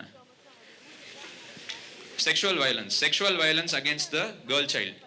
So you see how in Tamil Nadu வந்து actually one of the highest in terms of POCSO violence against children.